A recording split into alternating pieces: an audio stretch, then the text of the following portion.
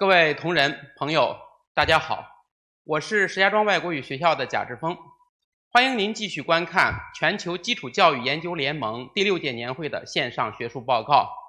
今天下午，我们将聆听来自英国、哥斯达黎加、美国、意大利、巴西、法国、卡塔尔7个国家的14位专家的11场报告。首先，我们欢迎英国教育部督学詹姆斯·谢利登先生。他将和我们探讨新冠疫情对课堂教学、教学技术、学业评价和学习方式造成的影响。Hello, dear colleagues and friends. I'm Jack from Shijiazhuang Foreign Language School.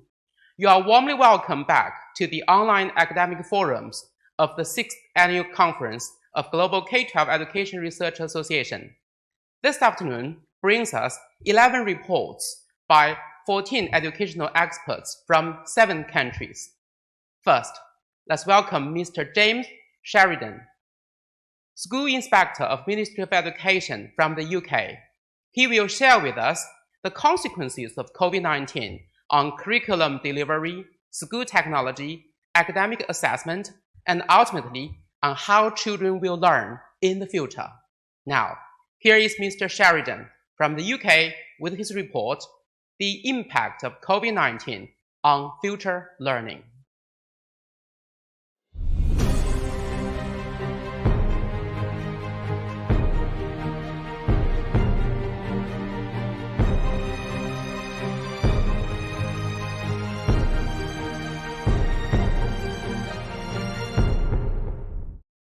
Good day, everyone. My name is James Sheridan. Firstly, I'd like to say thank you for inviting me to take part in this very prestigious GERA conference. This is my 4th time attending, and it's a great honour to be here again and have this opportunity to share knowledge and opinion with my colleagues from around the world. My words today are focused on a consideration of the impact of the COVID lockdown on emerging practices and technologies in education, and the impact this will have on curriculum delivery, assessment, and ultimately on how children will learn in the future. The impact of COVID-19 on future learning.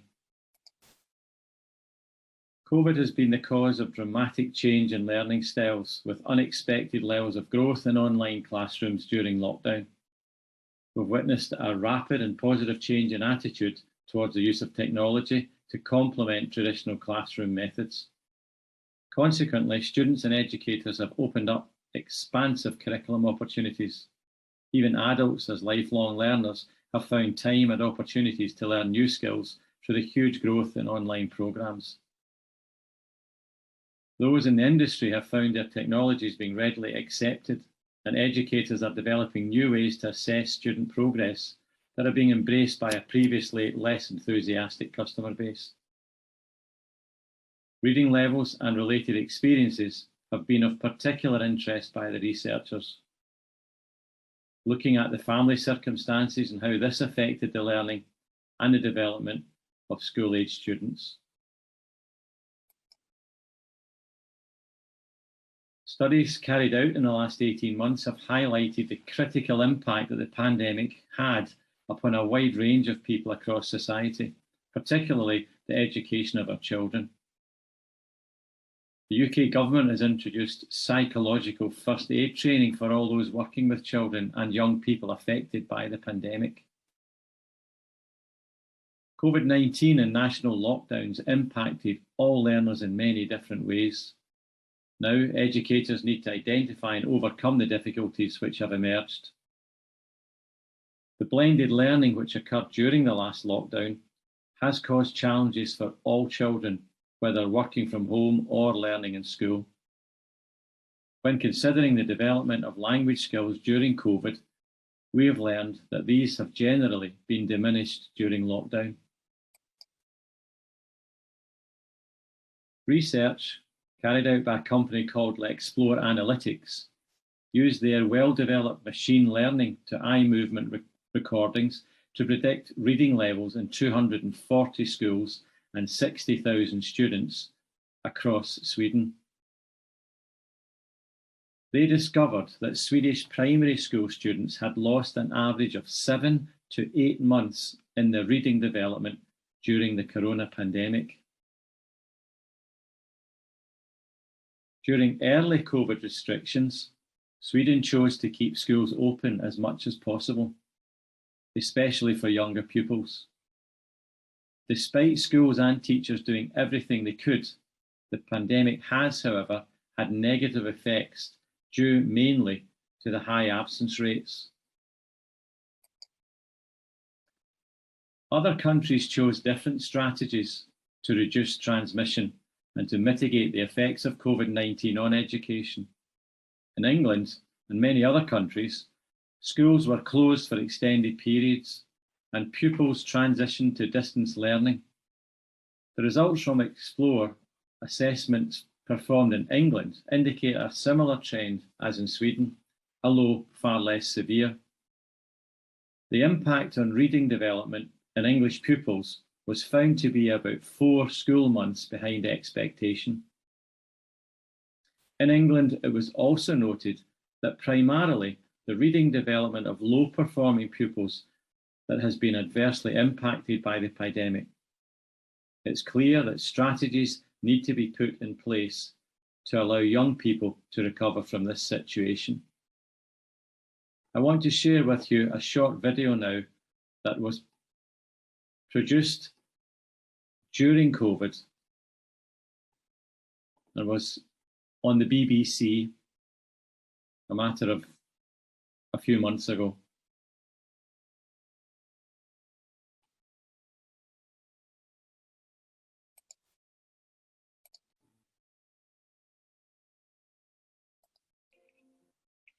The past year has seen unprecedented changes in our children's education, and some will have suffered more than others.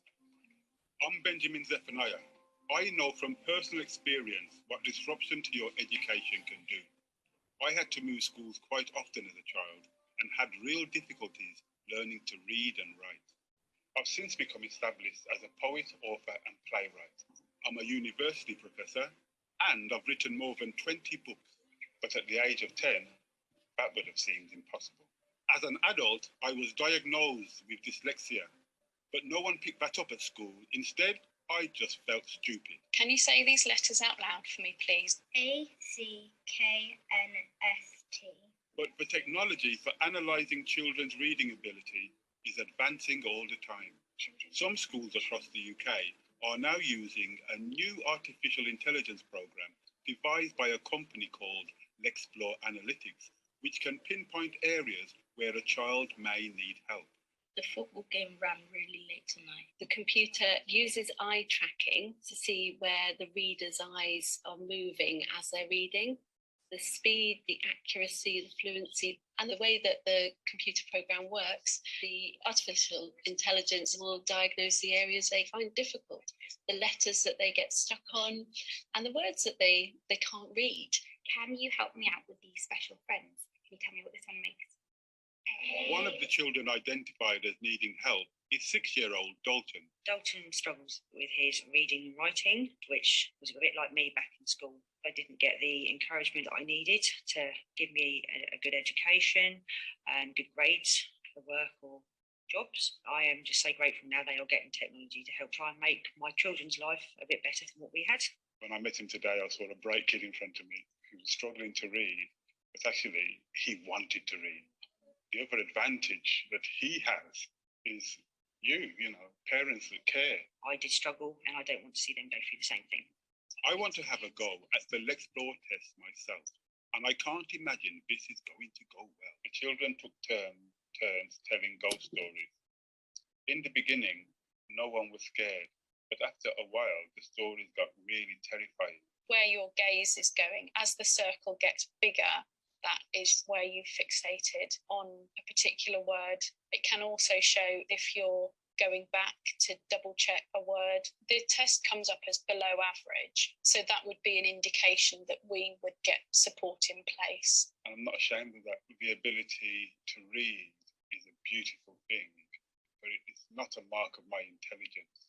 Clever Trevor scored a goal. Poetry helped me to overcome my difficulties, but I know If I'd had help as a child, I would have felt so much more confident. To gauge the effects of lockdown, this school has recently reassessed every pupil using the software, and it's not good news. This shows us how the children were doing in the testing in October. From year 2, 7% needed a high amount of additional support. 5 months of homeschooling later, that's doubled to 14%. They now are really struggling with their reading. And actually, across our entire school, reading has been affected by COVID. This could seem bleak, except that by identifying those kids with difficulties, the school has been able to target its resources to those who need them most, like 8-year-old Annabelle. Annabelle's always struggled with every part of reading, writing. It's just always been difficult. Do you think the technology has helped in any way? Oh, 100%. Because they really know where she's struggling. And we've been doing a lot of different things at home, a lot of board games, so she has to read. And reading cookbooks has always been a good one as well. I like cooking, sort of learning a bit of cooks. We did that, bit of that. So the fact is she's actually improved in that period. It's great that technology like this can be used to really focus on where children need support. There should be no stigma attached to having difficulties with reading, just solutions to help children move forward in their own individual way.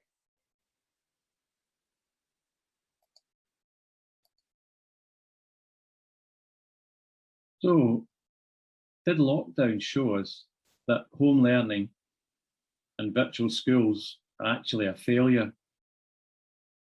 Ofsted, the Office of Standards in Education, supporting the Explore findings, reported that the loss of learning had been extensive. This evidence of the regression of students would suggest that this is true, and that home learning and virtual schools are a failure. Some of the criticism has been levelled at educators. However, Dr. Armstrong, a lecturer at the University of Manchester, strongly disagrees, insisting that teachers did an admirable job under the circumstances. He sees the limitations in this blend of learning as the result of socio-economic factors, not affected by the hardware, the software, or the skill of the teachers. In fact, Dr. Armstrong believes that this is the time to embrace blended learning. He states that there are many advantages in continuing with this approach. He says if correctly facilitated, remote learning could be a highly beneficial educational approach when integrated alongside traditional classroom education. A hybrid blended approach would take advantage of the teaching workforce who have had a crash course in remote educating and provide a sense of the rhythm and form of keeping students engaged. Equally, it presents a welcome opportunity for students to work at their own pace through certain aspects of their curriculum. So what has COVID taught us? The past 12 months have forced the hands of educators. COVID-19 has made schools across the UK consider how they can best enable students to learn from home. Now is an opportune moment to push this progress on further, implementing the infrastructure and training to ensure children have the best possible home learning environments. All of this must, of course, include consideration of the socio-economic balance, providing all with equal opportunities to access all aspects of these developments. This is a much wider debate, and is not the time to consider this in the context of this presentation, but this is an important catalyst to the future learning opportunities being effective for all.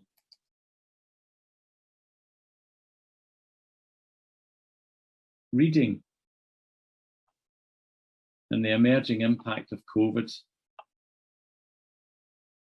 In its report on the impact of the pandemic, the National Literacy Trust highlighted that children from disadvantaged backgrounds were less likely to be read to at home during lockdown.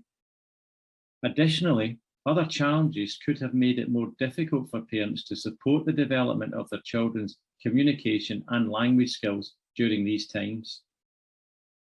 On a positive note, the National Literacy Trust did discover that just over a third of children actually read more during lockdown. Overall, however, the rate of development of reading was significantly hampered during this time. So was COVID-19 lockdown the same experience for everyone? Well, the blended learning which occurred during lockdown has caused challenges for all children, whether working from home or learning in school. When it came to developing language skills and reading, informal learning around communication, and even just enjoying stories, children have had a wide variety of experiences. There is no doubt that COVID-19 was a research opportunity like no other. L'Explore took full advantage of the students working online to enhance their data collection. And these findings are now shaping opinion on reading assessment and related attention skills. This will be likely to have a huge impact on future pupil assessment and therefore individual future learning strategies.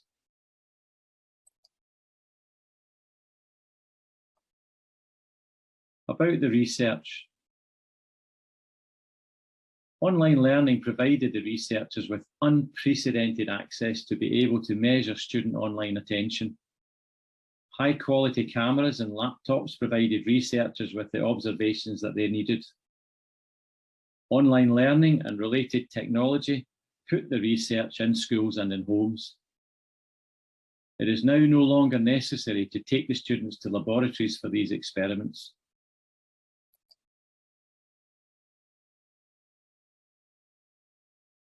Intuitively, parents and teachers understand that attention is important to learning.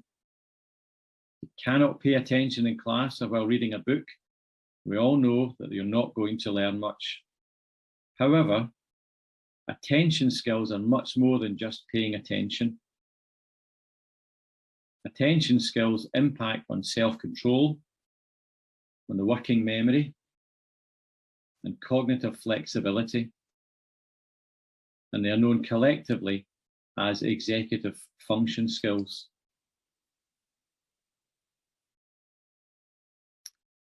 So are attention and executive function skills important enough to affect future learning? The importance of attention and executive function skills cannot be overstated.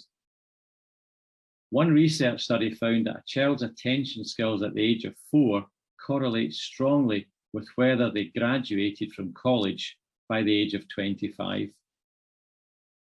When children improve attention skills, they do better in school and in life. It has been discovered that these attention skills are very closely linked to reading ability. When a student has weak attention skills or inaccurate eye movements, they can struggle with reading and hence with learning. The good news is that attention skills can be trained and performance can be mapped.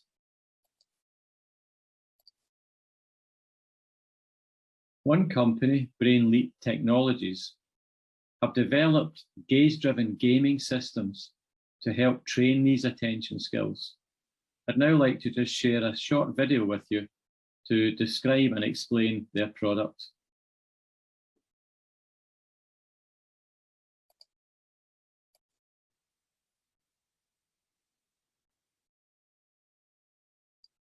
Where we look and where we are planning to look is where we are placing our attention. The Attention Arcade leverages that connection to train attention skills and get several areas of the brain working together more effectively. Games are controlled using only your eyes, and each game trains different aspects of attention. For example, Dr. Mo and Mr. Hyde trains 2 different but related skills. The first is fast and accurate shifts of attention. You train this skill as you look at the bandit moles popping out of the holes. As you work on improving fast and accurate shifts of attention, you're engaging different parts of the brain, including the frontal and parietal regions. Identifying the bandit moles with your peripheral vision and looking at them quickly helps to strengthen the connections between these regions of the brain. which makes it easier to make fast and accurate eye movements and shifts of attention. The game also trains players to inhibit shifts of attention. When Dr. Mole pops up, you're not supposed to look at him. You even get a warning. While it is natural to want to look at something that appears suddenly, we can engage the same areas of the brain to suppress the eye movement to Dr. Mole. The parietal regions of the brain recognize Dr. Mole as a potential target, but with practice inhibiting a movement to that target, the frontal regions strengthen their connections. Establishing when to move and when to suppress a movement is particularly important for self-control and staying on a task when there are distractions. The way in which the brain makes and strengthens connections is known as neuroplasticity. Connections in the brain can be strengthened when different regions are active at the same time. A common phrase that describes neuroplasticity is, when neurons fire together, they wire together. This means that when brain cells in a circuit are active one after another repeatedly, the connections in that circuit become stronger. By playing fun and engaging games, we are training attention and executive function skills that can help children be more effective both in school and in the rest of life. BrainLeap Technologies, improving attention, changing lives.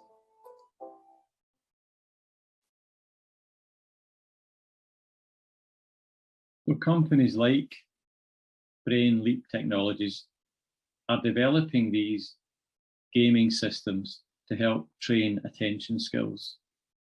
The better you can focus, the easier it is to read longer passages. Eye movement happens 3 to 4 times every second, and it's this movement that provides a measure of the student's attention. The games have been developed to improve speed, accuracy, and control of that eye movement. So whilst attention is difficult to measure, this eye movement is much easier to record. And no need for time in the lab. Home or school is now fine with the power of the modern laptop. And COVID provided a fantastic opportunity to conduct some very significant research on this. So in practice, what does this look like? Well, BrainLeap Technologies, working with Lexplore Analytics, have developed the suite of games. And through the games, they use eye movement to train attention. These are designed for use at home and school using readily available technology. The result of this, thanks in no small way to COVID-19 research, is a measure of reading performance levels, and therefore an assessment tool to measure attention levels.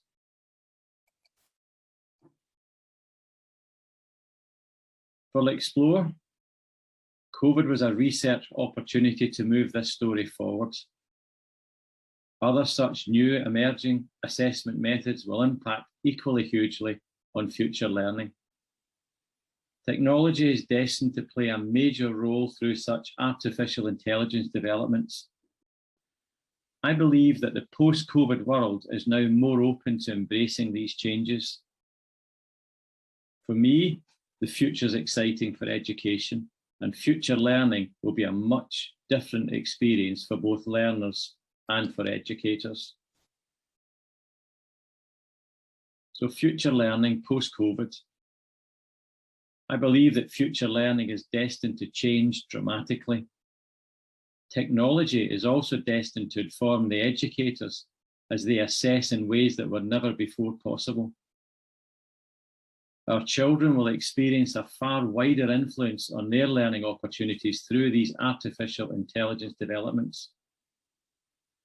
As a subsequence of COVID, I believe these changes seem to be happening sooner than anticipated.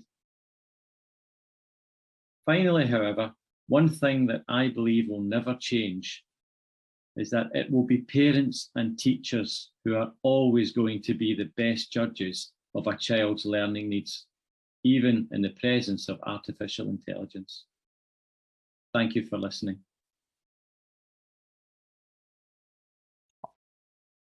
谢谢詹姆斯 ，Thank you, James。我们今年论坛的主题是重新定义学习。日新月异的时代，多元文化的交融，学习主体的差异，势必会给教学带来挑战。哥斯达黎加的教师是如何应对这些挑战的？重新定义学习是不是要重新定义教师教学？让我们欢迎哥斯达黎加西部学校校长辛西亚·伊达尔戈女士来跟我们一起寻找答案。Our theme this year is redefining learning. With the times changing, cultures mingling, and learners increasingly differing from each other, teachers are faced with challenges. How are these challenges addressed in Costa Rica? Does redefining learning mean redefining teaching? Let's find the answers to those questions in the next report, Challenges of Teaching, by Headmaster of West College from Costa Rica. Cynthia, please.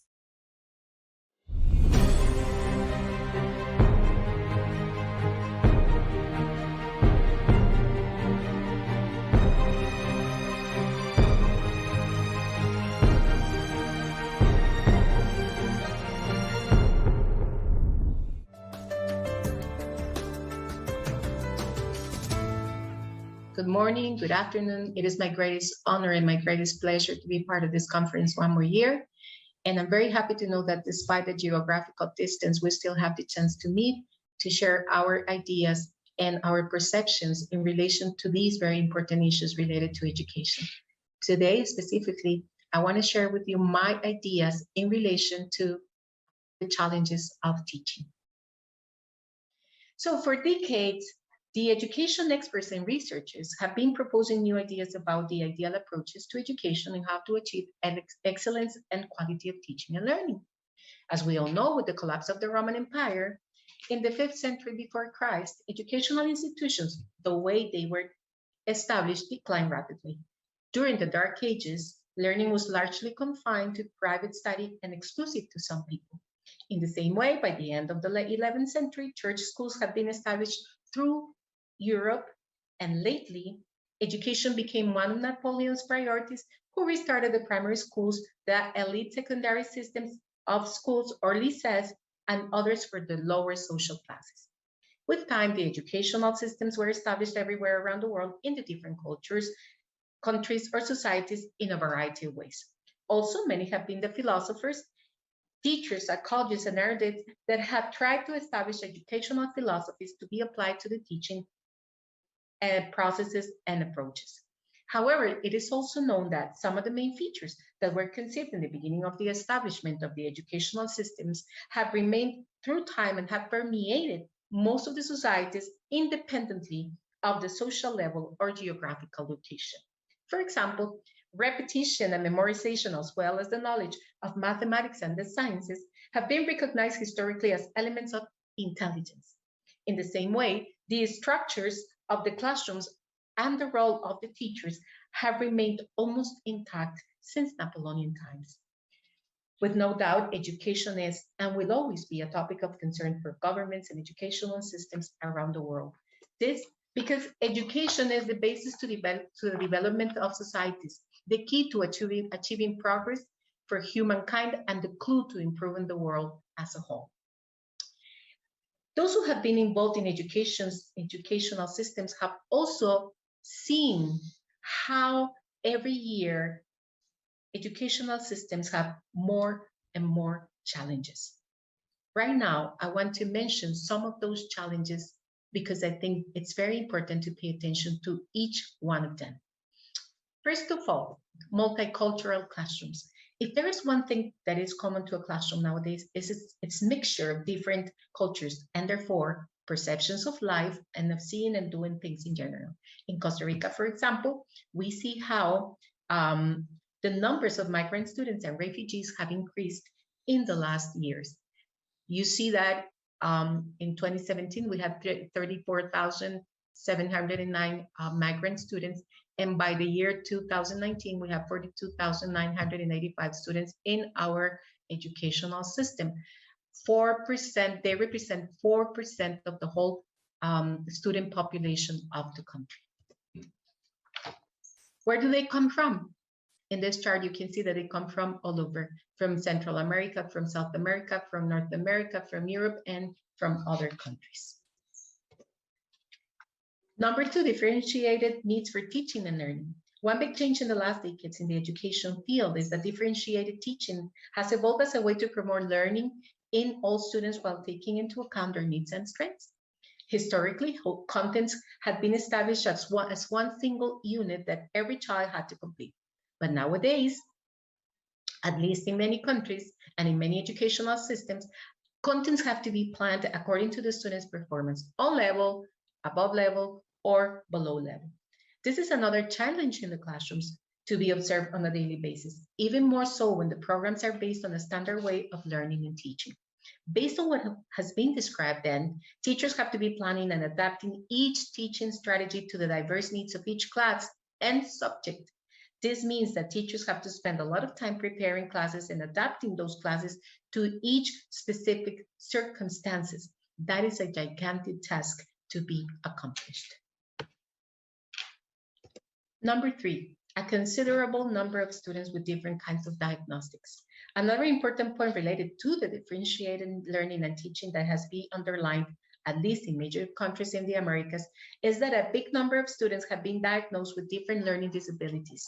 In consequence, teachers have to take into account those diagnostics for planning, teaching, and evaluating the students. Since 1996, for example, in Costa Rica, the Ministry of Education established the law 7600, which is about equity and opportunities of education for all students. Therefore, it implies that inclusion in the classroom of those students has to be done no matter what. And that's very good. That's the way it has to be. And in accordance with this law, teachers have to make individual plans for those specific students in which they have to consider their cognitive level as well as their physical needs. However, this means that the teachers have to be planning all the time for every single specific case, which means a big challenge for them. In Costa Rica, a teacher can not only have students from different cultures and social backgrounds, as it happens to most of us, but also students with special needs to be supervised and taught on a daily basis. 5 million people we have in Costa Rica. This is our total population. And in Costa Rica, the educational system in the basic levels of education in high school has a number of around 1,105,650 students. And a bit more of 20% of the total population attends school, the total Costa Rican population. And 13% of that population has a specific need. That's a big challenge to teachers. The next problem the next challenge I want to talk about is emotional problems in the student community. Teachers continue to tell each other that students are not the way they used to be. When that is said, it is usually intended to mean that students nowadays are more challenging. Thus, many times dealing with the chores of the classroom is a huge challenge. Handling and dealing with emotions is transcendental to each person. During their growing processes, students go through a roller coaster of emotions that many times they cannot handle. This either because they don't know how or because they have not been taught how to do it. Classrooms are permeated with issues related to the inability of the student community to understand and properly manage their emotions. The pressures derived from society and social relationships is most of the times the source of the emotional disorders, together with sometimes with family problems. It is important here to remember that, as Mayer and Salovey established in 1991, emotional intelligence is determinant to the development of people. As they define it, it is the ability to monitor one's own and other people's emotion, to discriminate between different emotions and label them appropriately, and to use emotional information to guide thinking and behavior. In Costa Rica, at least, there is a tendency to worry more about contents and evaluation. This means that we tend to forget that there is no way students will perform well if they are not emotionally balanced. And to do that, they need to know how to handle their emotions. It is the school's responsibility to help students develop the skills to deal with their emotions in order to promote healthier school environments and better learning experiences. Schools should always keep in mind that people's IQs do not contribute to their emotional balance or mental health. It is other emotional and social skills that are responsible for our emotional and mental stability, as well as our social and relational adjustment. To add on, the same authors, Fernandez and Extremera, established that overall, the results show that emotional skills are related to the happiness, social functioning, and well-being of children and adolescents. Likewise, the educational implications are discussed and specific guidelines are presented from positive psychology and emotional intelligence to create positive and emotionally intelligent schools. This is what Fernandez and Extremera told us in 2009. In other words, emotional situations are part of daily life in schools, and teachers need to be prepared to observe and solve situations related to this aspect. This in order to promote better learning environments and mental and physical health in the student population. There is no way we can have healthy school environments if we don't pay attention to the emotional and to the mental health of our student population. We have to remember that emotional intelligence develops in the students emotional awareness, self-regulation, self-control, interpersonal intelligence, life skills, well-being. Therefore, this is the big challenge also that most schools have nowadays. Number 5, the issue of course contents. Course contents is another major discussion that has been taking place among specialists all over the world for a while. Should we be teaching specific contents to the students? Should the contents to be studied arise from the students' interests? Should each country choose contents based on its social needs? Should the contents be permeated by political philosophies, etc., etc., etc.? In countries like Costa Rica, this is a big issue, and the discussion continues nowadays. Costa Rica has been dealing with the subject for many years. The authorities on education have adapted our national curriculum to contents more geographically centered and less universal in some grades. That is a big failure, and also an approach opposed to the reality of the actual multicultural, global center and diverse times. Therefore, content-based education continues to permeate the classrooms and evaluation of the results in the educational contexts. Contents are absolutely necessary. However, how they are proposed, who proposes them, and the moment in the life of the student in which they have to be taught continue to be a topic of analysis, as well as the importance of including in the contents different ways of seeing the world that will relate to the students and to the multicultural classrooms we have nowadays. Number 6, standardized and obsolete evaluations. Educational systems in many countries continue to use standardized evaluations. This means that in the midst of all the diversity that characterizes the classrooms, the evaluation systems are applied indifferently to all the students. It can be either qualitative or quantitative. It can be based on contents or objectives, but in the end, it is mostly applied to the majority of the students, except in the cases of students with special needs. No need to mention that written exams still remain to be the basis of evaluation, and the application of knowledge to real-life situations is a challenge to many teachers and schools. Therefore, evaluation continues to be another challenge for teachers and for educational systems. The challenge of technology and its implications. One of the most interesting facts that came out during the pandemic is that many of the students and teachers only had basic knowledge of technology. Our millennials and the digital native speakers in the classroom can use a computer, a tablet, a cell phone very well, only for certain purposes more related to social life. However, they show lack of knowledge and abilities when they had to use platforms, codes, and systems. Teachers can learn how to use the platforms very well, but they don't know how to use technological teaching strategies. This because, at least in Costa Rica, they are not taught in the universities.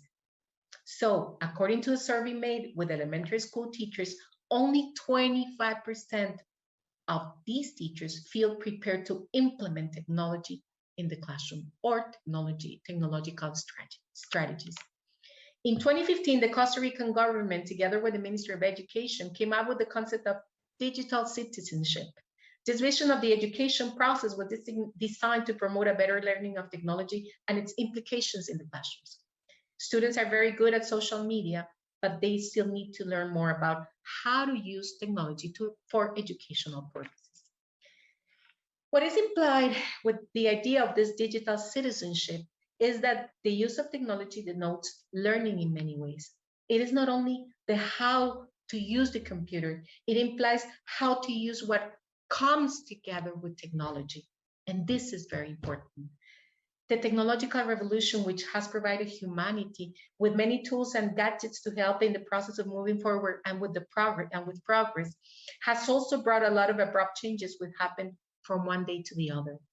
A lot of the good things can be found in technology.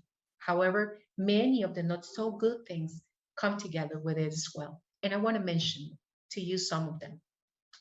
Exposition of the students to all kinds of content, including an inappropriate one. Students with difficulties to develop personal relationships. Students with lack of confidence and self-reliance because of the big burden that social media puts on their physical appearance. Unrealistic expectations and skewed perceptions of their reality and their needs, which thus set them up to lives devoid of purpose and meaning. Inadequate management of time that impacts academic performance and learning. Manipulation of information in media outlets and social networks, including fake news, as well as contradictory information coming from all sources that increases uncertainty, insecurity, and fear, and makes it harder for them to make good decisions. Those, among many other aspects, are part of the daily issues that teachers have to be addressing constantly in the classrooms. This is a big challenge. Number 9, technology and education in Costa Rica. In the same way, technology has exposed, I can see there is a 4, but not actually, there is a number 5. So 5, sorry about number 9, sorry about that. In the same way, technology has exposed the differences that exist between social classes and economy of the different countries. Technology is not cheap, we know that. Therefore, those who do not have the economic means to acquire the instruments necessary to perform their work in the classrooms are in total disadvantage. Also, technology needs electricity and the internet. That means more costs and more money. With the pandemic, a significant percentage of young people all over the world could not continue with their education process because they did not have access to any of the ones I just mentioned or to some of them. According to UNICEF, the COVID-19 pandemic has disrupted education for 1.6 billion children worldwide over the past year. This situation expands the social gap and the possibilities of change and improvement of societies and well-being that come together with education. Being a country that dedicates 8% of its gross domestic product to education, Costa Rica, for example, had to deal with many challenges during the pandemic in order to provide all the student population with the materials necessary to cope with virtual education. This with students from poor or remote contexts mostly. Therefore, those students did not have access to the daily use of technology. Their remote academic work has been almost null, and therefore, their education process since the beginning of the pandemic of COVID-19. The Ministry of Education has taken some measures to take control of those aspects in order to diminish the impact of the lack of access to technology in the learning processes of thousands of students. However, they have not been enough. The last national report on education in Costa Rica from September 2021 included alarming information in relation to the situation of the educational system in Costa Rica and the impact of the pandemic in the students. Actually, the Inform has called the actual situation a state of emergency. This based on the following facts. During the school year 2020, the contents covering math and Spanish were not completed in any of the school levels. You can see the chart here. It was really, really, really sad. High percentages of students with no connection to the internet. As you can see, there were a lot of students who did not have the chance to connect to the internet.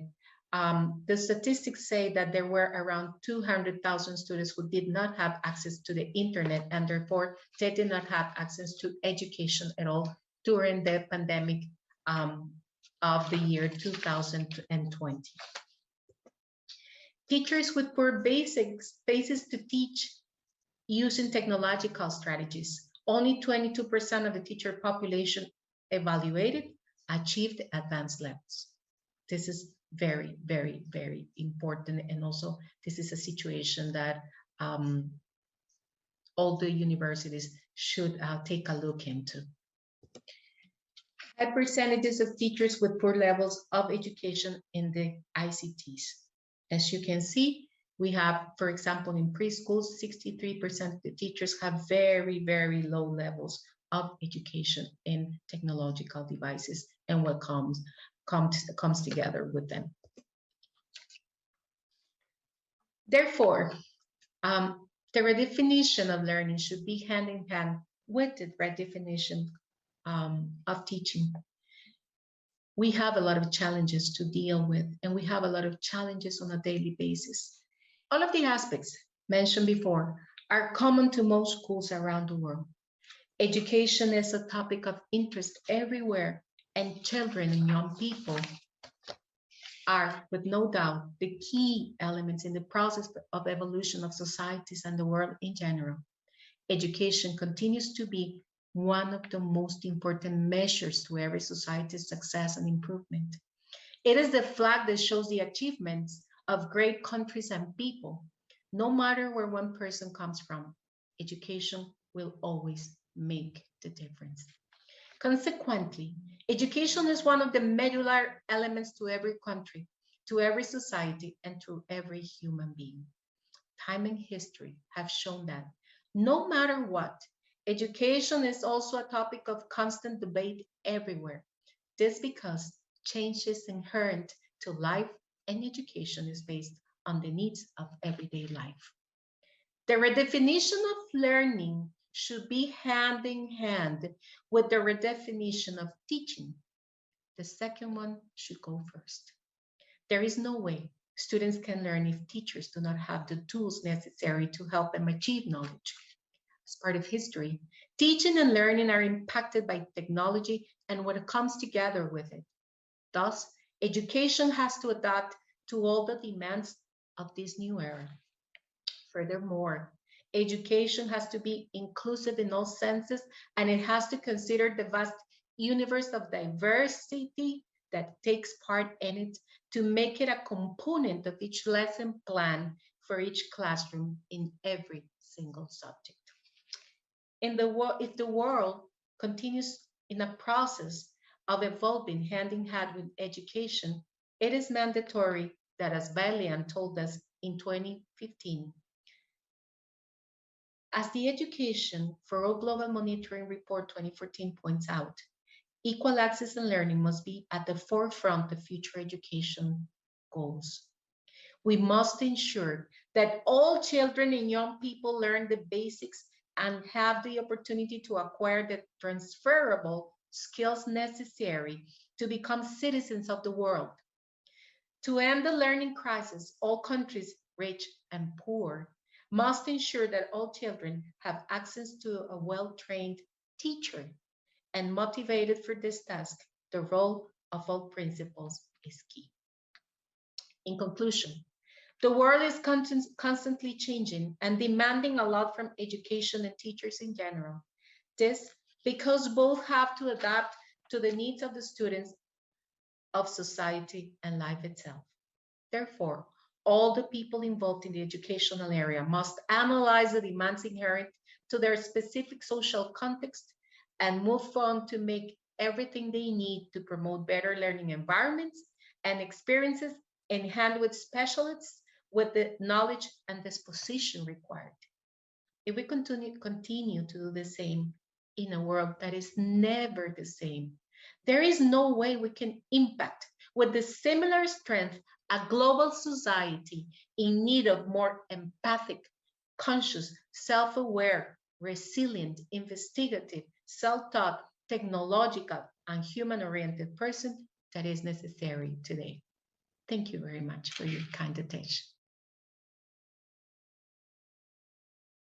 Thank you, Cynthia. 谢谢辛西娅。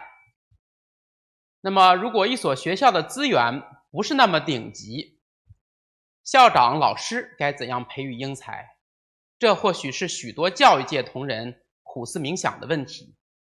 英国就有这样的思考者，更重要的是，他们的思考变成了行动，行动有了傲人的成果。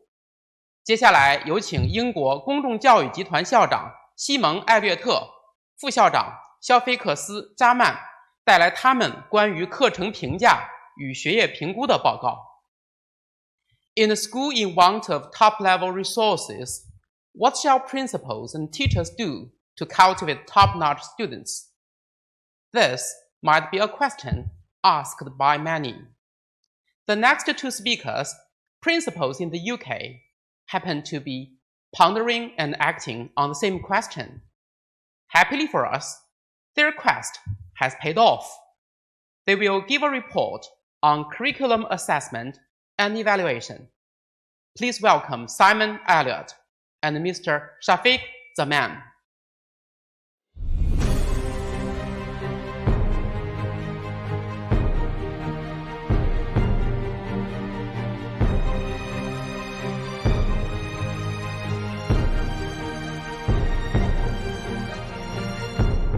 Hello, my name's Simon Elliott. I'm CEO of the Community Schools Trust. Today I'm going to talk to you about curriculum assessment and evaluation, how we do things within our trust to get amazing outcomes for our children. A little bit about our context. We're 3 schools, and for a significant number of our children, they face quite severe deprivation, so they don't have access to the resources that children would do elsewhere in the United Kingdom. So we've got to overcome that, but we don't let that be a limiting factor. We've got a very diverse student background, over 50 languages are spoken, and the majority of our students would say that English is a second language for them. So we've got to work very, very hard and make sure that our expectations are really, really high so that children achieve really, really well. But we've got very motivated students in our school. We've worked hard to create a culture of strong discipline, and our children come in wanting to learn. Our families support us in that, and it's something that we're very, very proud of. Now, we've got a very, very committed leadership team. So if you want to improve standards, you must have a strong, committed and engaged leadership group, a group of people who are prepared to go forward and drive the changes that you want. If you do that, you can achieve amazing things. Lastly, we get life-changing outcomes for students.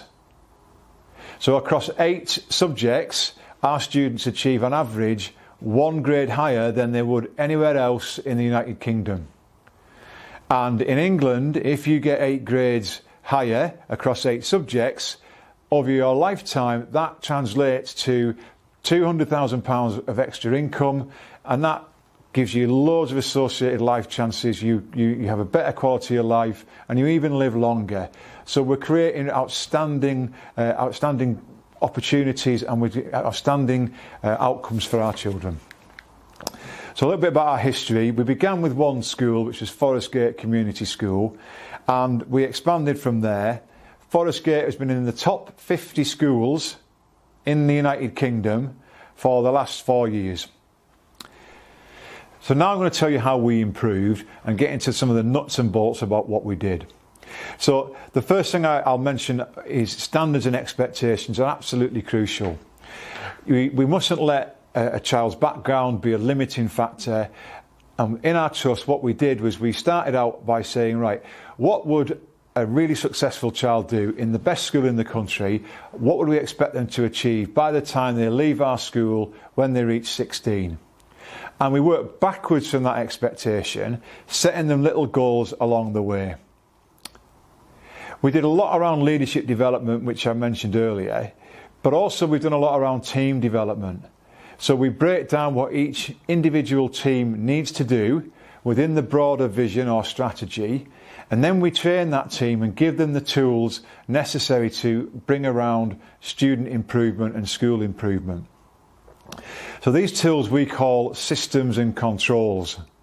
So a system might be, for example, that I will track how many times each teacher starts their lesson well. And I'll look across all my schools, see how that's doing, and look to make small incremental improvements with the cooperation of my wider team so that each teacher gets better.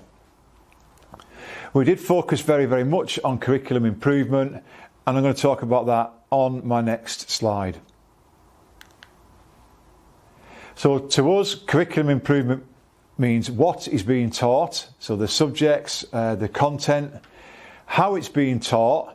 We spent a lot of time on the delivery, how a teacher will actually impart that knowledge and check for understanding. When something is being taught, and that's about how you sequence a lesson to get things in the right order, go back and reteach them and test whether the children have understood it. And lastly, the overall picture of assessment, which takes place during a lesson, at the end of a lesson, to a degree at the start of the lesson, and then on more formal assessments. So first of all, we looked at what is being taught. We looked at the English curriculum, and we went back and we looked at the key knowledge and skills that each child would need to have when they got to 16. And we looked at that from the point of view of them making outstanding progress. We then worked backwards from that and put each child into one of 6 pathways. So pathway A, B, C and D, based on their ability. A pathway X for our very, very talented, most able students. And a pathway S for children that come to us with different needs and need a very, very personalised curriculum. We then mapped what each child had to do for the 5 years that they're with us.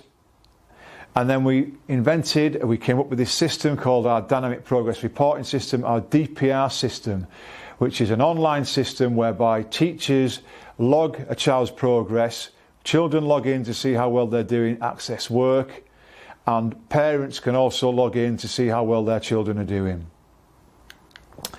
The next thing we did was looked at how things were being taught. So we introduced a lesson framework. This is based on the principles of explicit direct instruction. So within that, we've broken down what we need to teach, how we need to teach it, and we put a lot of training in place across the year repeatedly so teachers get better faster. We use instructional coaching, so we will go in and coach teachers in the minute, not after the lesson, at the time, to give them pointers so that they can get better. We introduced a teacher playbook, which is a set of instructions for teachers so that they can go away with their mentor if they have to practice something afterwards and look at high frequency errors, and there's little instructions in there as to how to make it better. And overall, throughout the whole of our trust, for all of our schools, we've got very clear expectations about what good teaching means. Behind me is a picture of our playbook, and the next thing I'm going to talk about is how we assess. So we do regular in-class assessment. So we use a range of techniques which, if you're in education, should be or will be quite familiar, like cold calling, whereby we will check for understanding. This is embedded throughout our teacher training. We've got real-time feedback on the students' learning using our aforementioned DPR system. So in a lesson, a teacher will upload this information and they'll assess on a sort of red, amber, green whether that child has got what they need to get and whether they need to put in extra work and extra learning. Where a student falls behind, we use our DPR system to give them extra classes after school, which we call intervention classes.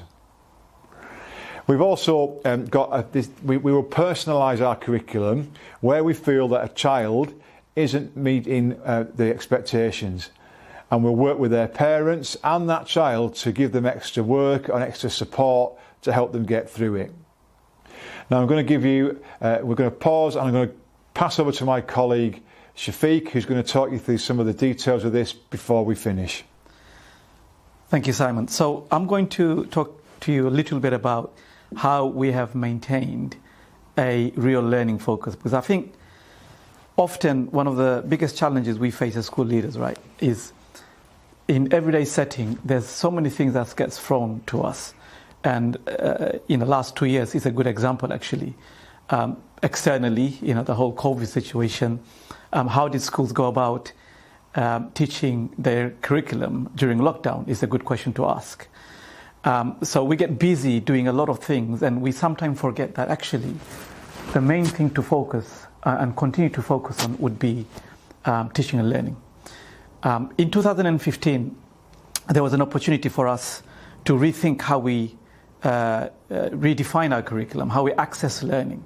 So we moved away from assessing students by using levels and grades, if you like, and we really defined how we're going to assess students by using a formative assessment. So Simon mentioned earlier about how we have identified our key learning objectives from year 7 to year 11 for all our subjects. And that's been made very, very clear to all our students, and most importantly, not just to our students, but to the teachers and to the parents. So it's an attempt for us to involve every stakeholders in these learning that we say that is very, very important for our students to engage with. And it's also an attempt for us to emphasize the importance of creating independent learners.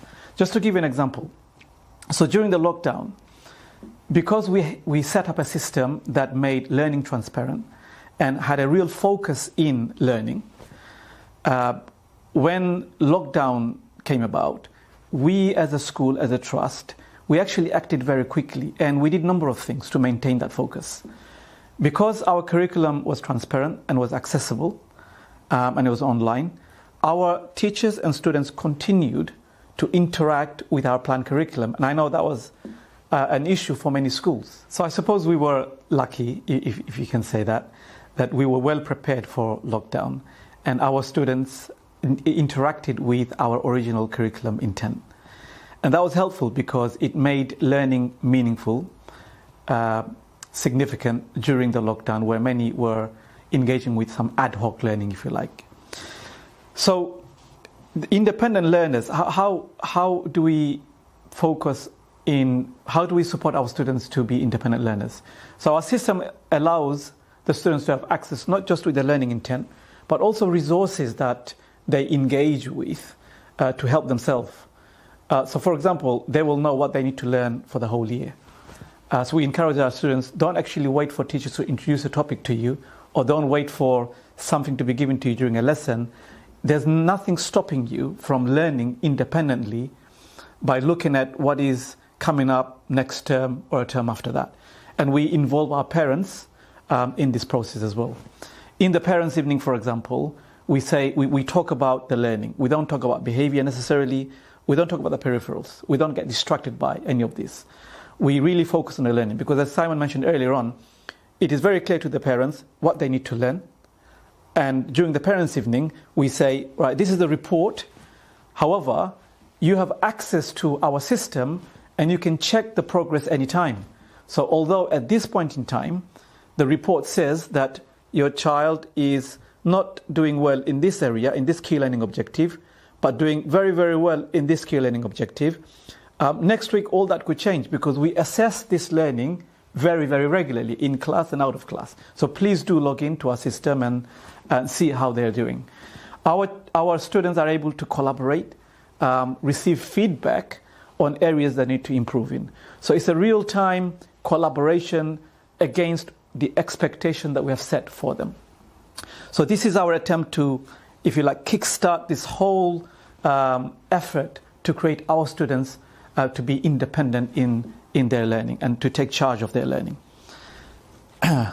So for me then, just to summarize, we worked extremely hard on improving the quality of the curriculum. All schools have a curriculum, okay? But we've asked ourselves, how do we improve that? Okay, and based on research, as you can see on the slide here, we believe a quality curriculum will have the following hallmark. First of all, it will be knowledge rich. So we worked on defining what that is. It will be appropriate to students' phases. So from year 7 to year 11, how does it look like? You know, what does learning look like when students are in year 8, year 9, year 10, year 11? We actually grouped our students according to pathways, and pathways are simply it's a differentiated sort of approach to our curriculum where our students are expected to get, for example, grade 7 to 9, they belong to pathway A, and for those who are targeting to get grade 1 to 2, they belong to pathway D. And we define learning accordingly.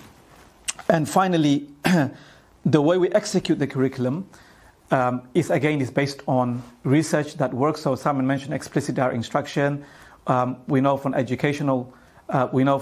the EEF research, that is the Education Endowment Foundation, talks about feedback being a major contributor to having impact on students' progress. So we did a lot of work around feedback and enhancing feedback in lesson, whether it's the written feedback we provide, verbal feedback, or feedback through our system, the DPR. So the first gear here, what we call the driver gear, this is the thing that drives everything, and this is our curriculum. This is our quality curriculum, very clearly defined curriculum intent and the key objectives. And this allows our students to engage with learning and allows the challenge of the learning taking place in everyday classroom setting. That drives then the second gear, okay? And the second gear is our pedagogy, okay? So we have resources, our curriculum booklet, we have the lesson framework Simon referred to earlier on, and we have our dynamic process reporting, which makes our curriculum transparent to everybody. The outer gear, if you like, within the middle gear, if you like, is our training. We do a lot of training, okay? Our training helps our teachers execute the curriculum really, really well in the classroom. And again, Simon talked about a lot of those earlier on. Of course, the first gear and the second gear drives the final gear. And the final gear, if we do the first thing right and the second thing right, it's taken care of, and that is the outcome. Now, I'll pass you over to my colleague who will then talk to you about evaluation. Okay, so I'm going to finish up just with a couple of slides, and the first slide I'm going to talk about is how we evaluate our work in Community Schools Trust. So we look at a lot of data across a range of things, and it's not just outcome data for how the students are doing, although we do look at regular checkpoints throughout the year, how the children are succeeding, and we use our DPR system to look at how they're doing on a weekly basis, and we analyse that. But we look at other data from other schools to see how they're doing, and we also we get around a lot to see what other schools are doing, to see if there's anything that we can use that's innovative, particularly if it's based on evidence. And that leads me on to challenge. So we believe very, very strongly that we're not the finished article, and that there are lots of schools and, in fact, talented teachers out there that are doing things really well. So it's really key for us to find out what other people are doing to make a difference in children's lives. So in our trust, we're constantly comparing ourselves to others, and we're very critical of our own progress. So when we're comparing, it's not just educational outcomes that we're looking at, it's whether we're keeping our children safe properly, and as my colleague mentioned, whether during the pandemic we were serving them the right way, giving them good online lessons and taking some of that burden off parents. Lastly, we're on a constant mission to improve. So one of the reasons why we're going to enjoy the conference today is to see what other people are doing around the globe, actually, to see if there's any ideas that we can use to make our school a better place. So the last slide from me is it's our trust strapline, if you like, which is focused, informed and passionate. So we're focused on each child's path to excellence, and that means that we set a really high bar. Our leaders have those high expectations, and we set a pathway for each child which we track and monitor along the way, and we really focus down onto what they have to do to improve, and there's lots of data that helps us back that up. We're informed by the latest educational research. We look at what others are doing. When that's backed up by research evidence, we will use that to make things better in the classroom. And lastly, we're really passionate about what we do. That comes from the top down. We really believe that if you get the right people on board, the right motivation across the trust from your leaders, right the way down to the students, if everybody's on board, you can do amazing things. Thank you for listening.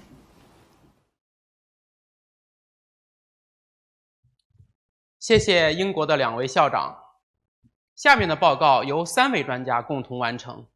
我们来欢迎来自美国马里兰州弗雷德里克美籍亚裔中心执行董事钟良玉然女士，罗尔西蒙特索利学校校长玛丽莲霍兰女士和美国人才研究所迈克尔泰勒先生。他们将分享他们在疫情期间教学方法转变的经验。After a report by 2 speakers, let's listen to one by 3 speakers, all from Maryland, the United States. They are Ms. Elizabeth Chung, Ms. Maryland Haran, and Mr. Michael Taylor. They will share their experience in pivoting the approach to pedagogy during the time of a pandemic. Let's welcome them.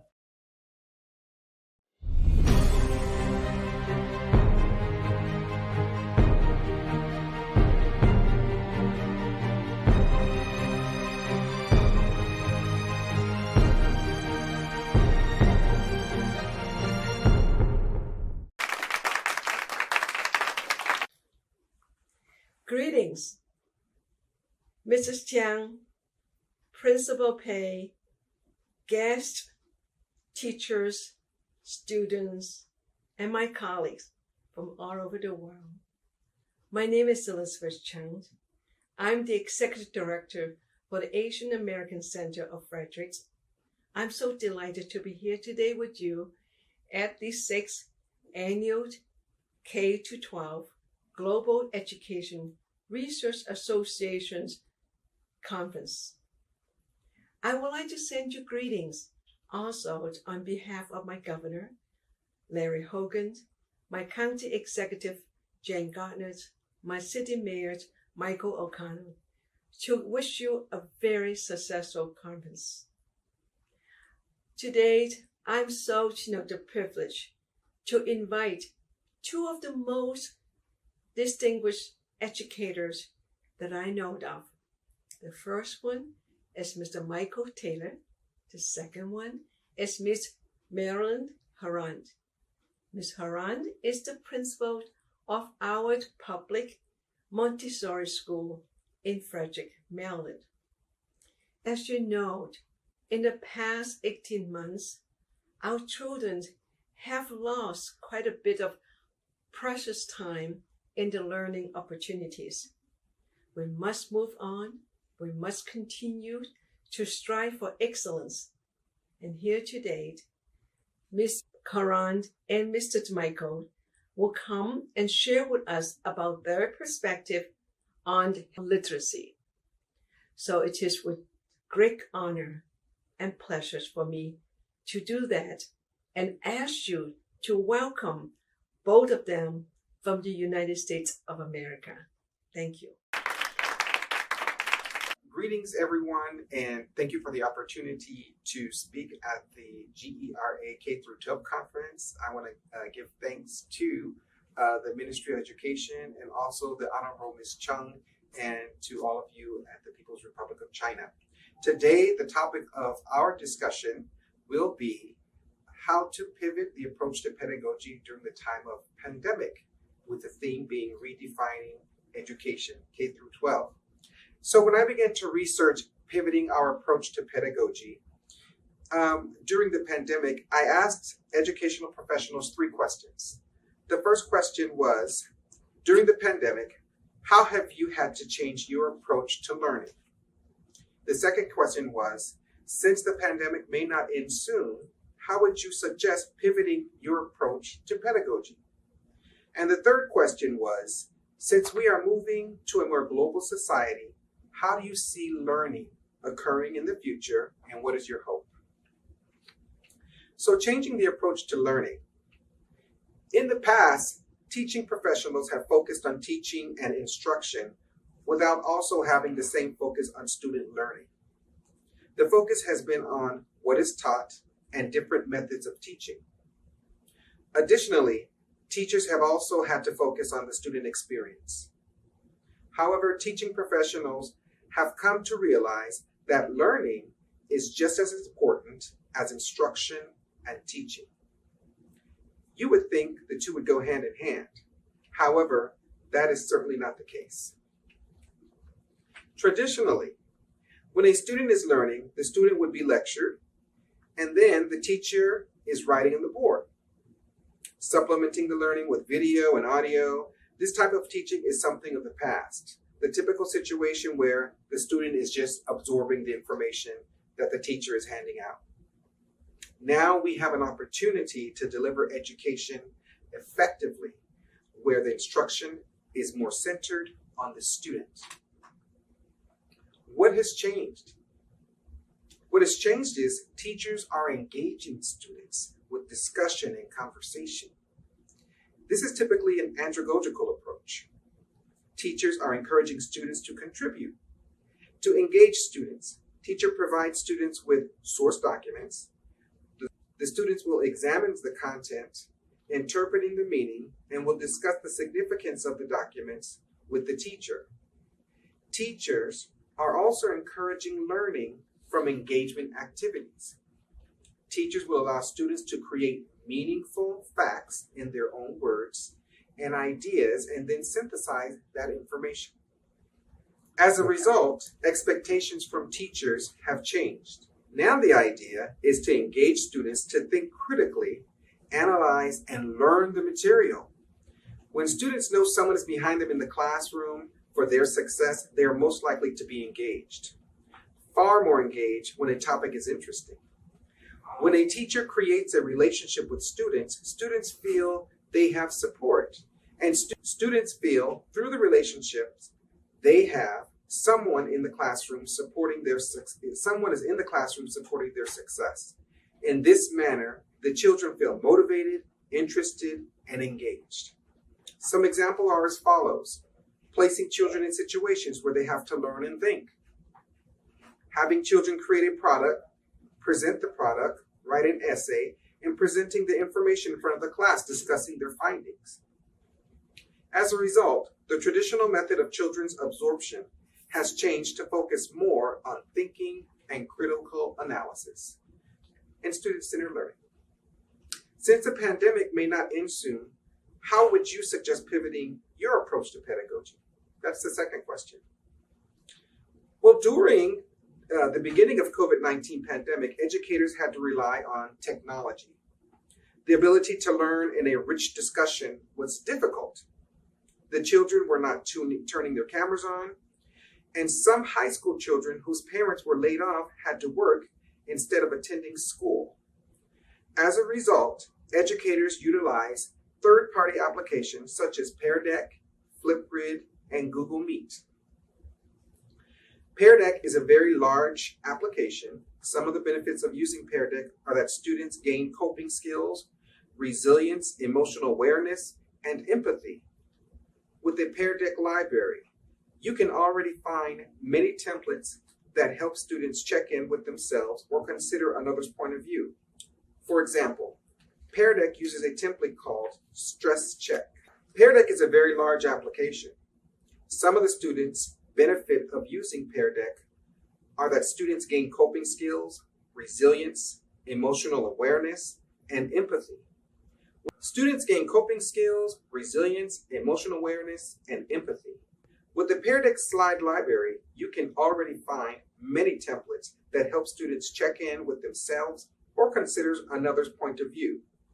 For example, Pear Deck uses a template called Stress Check.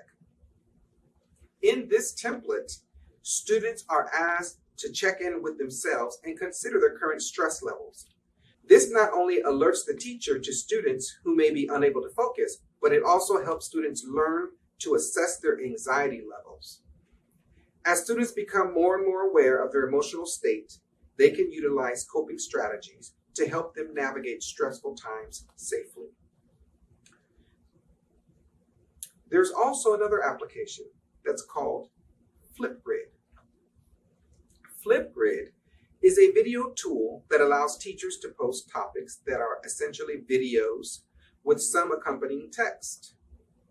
This is then shared with students who can be prompted to respond. The response can be made during the software's camera to create videos that are then posted to the original topic.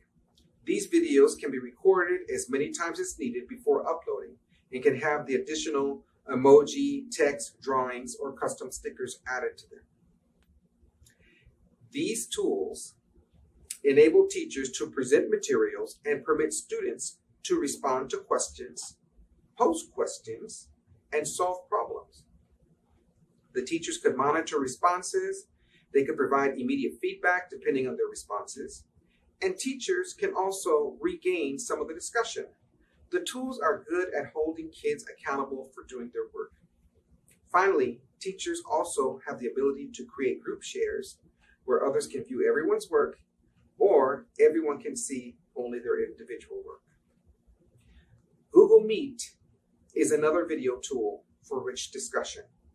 Materials can be shared and presented, and the students can feed off one another, allowing for greater discussion and understanding of the topic. Using Google Meet provides an opportunity to implement more student-centered learning while working from home. Now, these aforementioned tools have much more capability than what I just stated. The point is, technology is very necessary for learning during the time of a pandemic. Distance learning is not as effective as in-person learning, and the richness of the in-person experience. Students who struggled in school struggled much more with distance learning. A correlation also exists between academic achievement and socioeconomic status. The pandemic enlarged the learning gap, and even though technology will only supplement learning, but it will not replace in-person learning.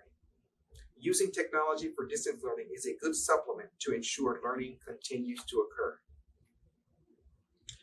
Now, during the pandemic, some educational entities in California had the opportunity to focus on two things: social and emotional learning and social and emotional well-being.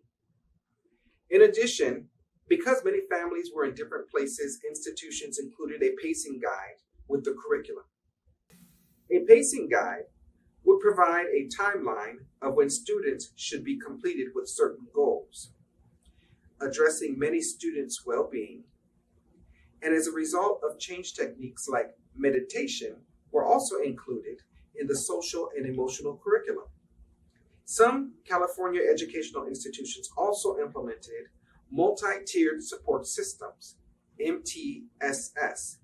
MTSS included hiring new staff, and the reason for hiring the new staff was necessary to implement MTSS because this methodology looks into the whole being of the students. Some examples of whole being is asking if the student feels accepted in the classroom. Does the student feel like they are part of the class? The system looked into if children were doing drugs and alcohol. MTSS permitted staff to follow children physically because some of the children were in suicide watch. As a result of drugs and alcohol, suicidal students, depression, and unemployment, the importance emerged to look at the whole being of the children and hire new staff to meet this emerging requirement. MTSS also had students fill out a social emotional survey asking, do you feel part of your class? Also, the MTSS model looked at the engagement of the children. Some parents lost jobs during the pandemic, and as a result, new staff was hired to support engagement because some students were working because they had to support their families, resulting in students taking classes over their cell phones while working. When working with students, people must know it's not a one-size-fits-all solution. However, during the pandemic, the opportunity arose to look at the wholeness of the students, social, emotional learning, and social well-being. The last question that I asked the educational professionals were, since we are moving to a more global society, How do you see learning occurring in the future? What is your hope? I'm going to read some of the responses that I received from that question, and then I'll give you my response. My hope would be, as an educator, you don't ever see a child who feels defeated at school. School in the United States has been such a factory model. It does bad things to social, emotional well-being of the students. I want students to have a love for life. Another response I received was, schools can do irreparable damage to students. It's not a one-size-fits-all. Gaining a piece of paper is not success. My gauge of a successful person is that I want to be their next-door neighbor. Another response was, my hope is for students to grow socially, academically, and emotionally, to thrive in 21st century skills. We've switched over to be digital, so grow into leaders and stand for what they believe in with the right academics. So my hope is the following. As the hands of time are constantly moving, my hope for the future of K through 12 in all learners is hoping for the art of possibility. What is the art of possibility, you may ask? For myself, the art of possibility is educators will have the tools and technologies for children to develop their whole selves, including social, emotional, and multiple intelligences.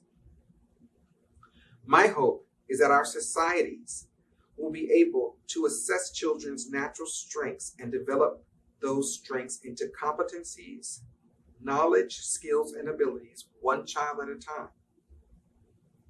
Our world standards, economies, societies, cultures, sciences, and medicines are becoming more and more intertwined.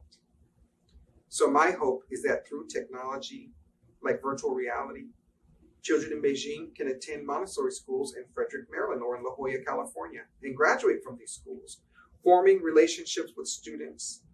Students and educators will be able to form and facilitate learning pods based on our children's natural strengths, forming societies and advancing their knowledge.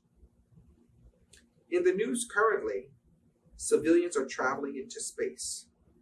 My hope is that children will have the limitless opportunities to not only learn about our solar system in books or on the internet, but to visit space and see the planets and form their own hypotheses. Using technology like virtual reality, artificial intelligence, to continue to immerse themselves in the environments, whether the environments are in science, music, engineering, mathematics, technology, language, or even cooking. In The Art of Possibility, Transforming Professional and Personal Life, author Rosamund Stone Zander states, "Who am I being that they are not shining?" My hope is that educators are asking themselves the questions, who am I being that they are not shining? My hope is for children to shine their way to their maximum potential, maximizing their whole selves, including social, emotional, natural strengths, talents, and multiple intelligences, to impact and influence their families, their neighborhoods, their communities, their universities, the workforce, and ultimately the planet, to continually learn. Our world is in constant change. Therefore, we must be able to pivot, adapt, and continually learn our way into the future. That concludes my speech, and I will currently turn it over to my esteemed colleague, Ms. Marilyn Hooray. Close your eyes. No, really, I want you to close your eyes for a minute. Think about something from your past that you enjoyed making or doing. Remember the details of it. Was it something you baked? Was it a work of art? Did you build a soapbox derby car? Did you plan a vacation? What was the very best part of that project?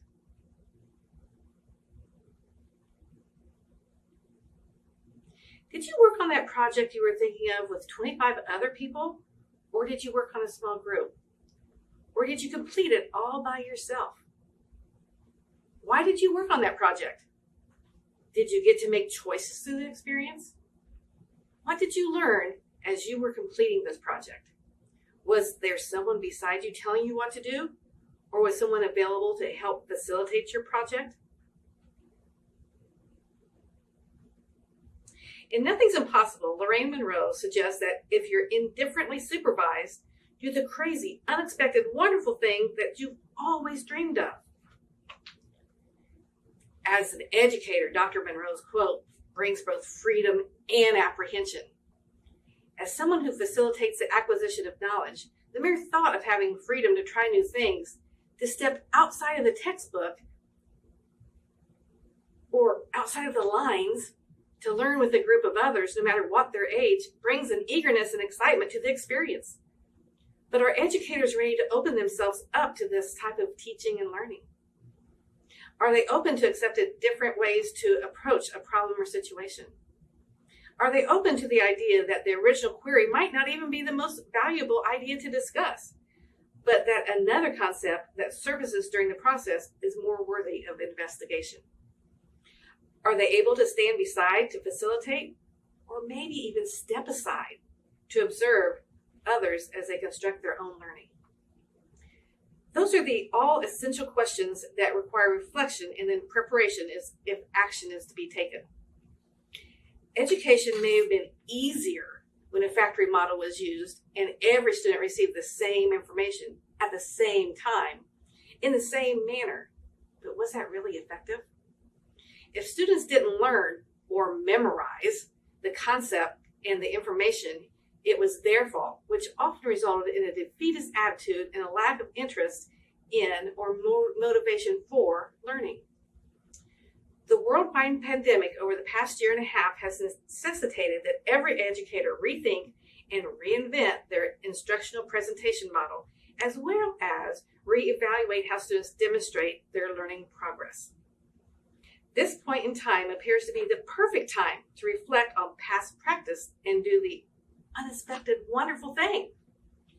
We have learned that we don't have to wait until no one's looking or until there's a crisis. We can try new approaches now. We might fail, but we just might also light a spark in ourselves and others that was not there previously. There are national and state standards that have been researched and are mandated as the information that must be taught as foundational knowledge for learners. Drawing students of any age to the content relies on motivation. Daniel Pink discusses the essence of internal and external motivation in his book, Drive. He concludes that internal motivation results in the deepest learning. Internal or self-motivation must be individualized by definition. The most effective method to ensure instruction is individualized and thus invites self-motivation is through choice. Learners were faced with a variety of situations last year. Some included choice, while others did not. Engagement and therefore learning varied accordingly. Participation in learning at one point was entirely virtual, and many students were lost on that platform. When a choice was given to participate in learning, either virtually or in person, engagement increased. Not everyone chose to participate in in-person learning. Some remained virtual, but by being given a choice, students' engagement increased overall. The pandemic forced educators to stretch and learn technology presentations and learning platforms that had not previously been used in the classroom. Educators and learners relied on each other to troubleshoot technical difficulties, which strengthened trusting relationships. We must expand our concept of who educators are and where learners gather information. School counselors, custodial staff, secretaries, parents, grandparents, and the business community, and a myriad of other resources serve to enrich the learning experience. There's been a slow movement to enable students to choose their school within the public school system, depending on their interests. Open enrollment, magnet, charter, virtual, and traditional schools have provided some valuable choices in addition to the private school options. If learning is to be optimized, choice cannot stop at the type of school. What is offered in the classroom must also include appropriate choice. Providing choice within the classroom requires preparation beyond the traditional factory models and norms. The mindset of the educator must be that of a facilitator of learning, a person who is an astute observer and listener in addition to collecting traditional assessment data.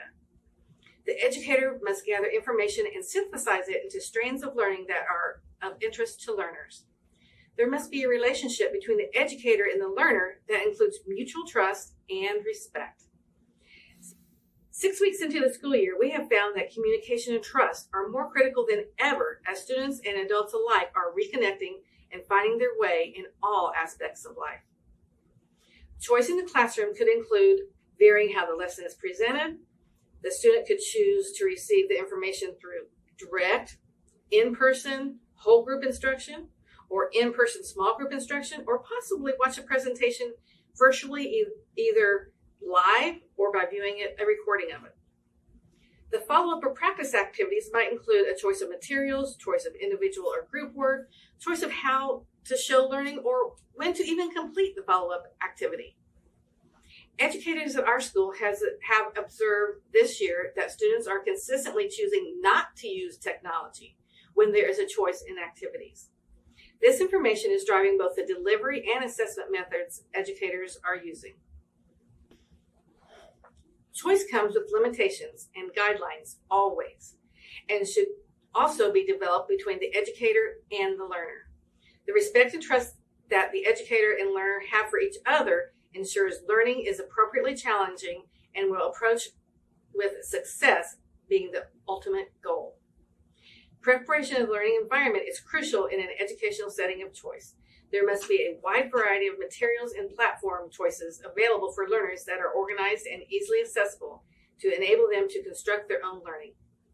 The data collected from educators, observations, discussions with the learner, and assessments should be used to provide appropriate materials and platforms that motivate students to ask questions and to investigate further, enhancing their learning. Autonomy and choice should leave room for mistakes and multiple opportunities to gain success. Learners who are not given solutions to problems, but who are encouraged and supported to reflect on their constructs and find and correct errors, learn not to have a fixed mindset. Learning tasks that offer an appropriate amount of choice and challenge that require thinking, not merely doing, motivate learners to do the crazy, unexpected thing that just might change the world. Thank you for spending some time with us today.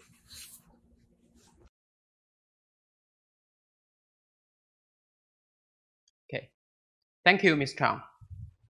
谢谢钟老师。接下来我们来欢迎一位意大利的校长，他将分享他所在的金德学院的课程的内容。他提出以培养未来的全球公民为目标的理念，以自己的文化为根基，致力于立足过往，成就未来，让学校成为终身学习者的沃土。让我们来聆听意大利的校长如何重新定义学习。Our next speaker is a principal from Italy. He will talk about the curriculum in Kinder College, which aims at nurturing the global citizens of tomorrow with strong roots in its culture, with the mission to bring our past into the future, developing their school as a community of lifelong learners. Here we go with Mr. Claudio Marianti to see how they define learning in Italy. Welcome.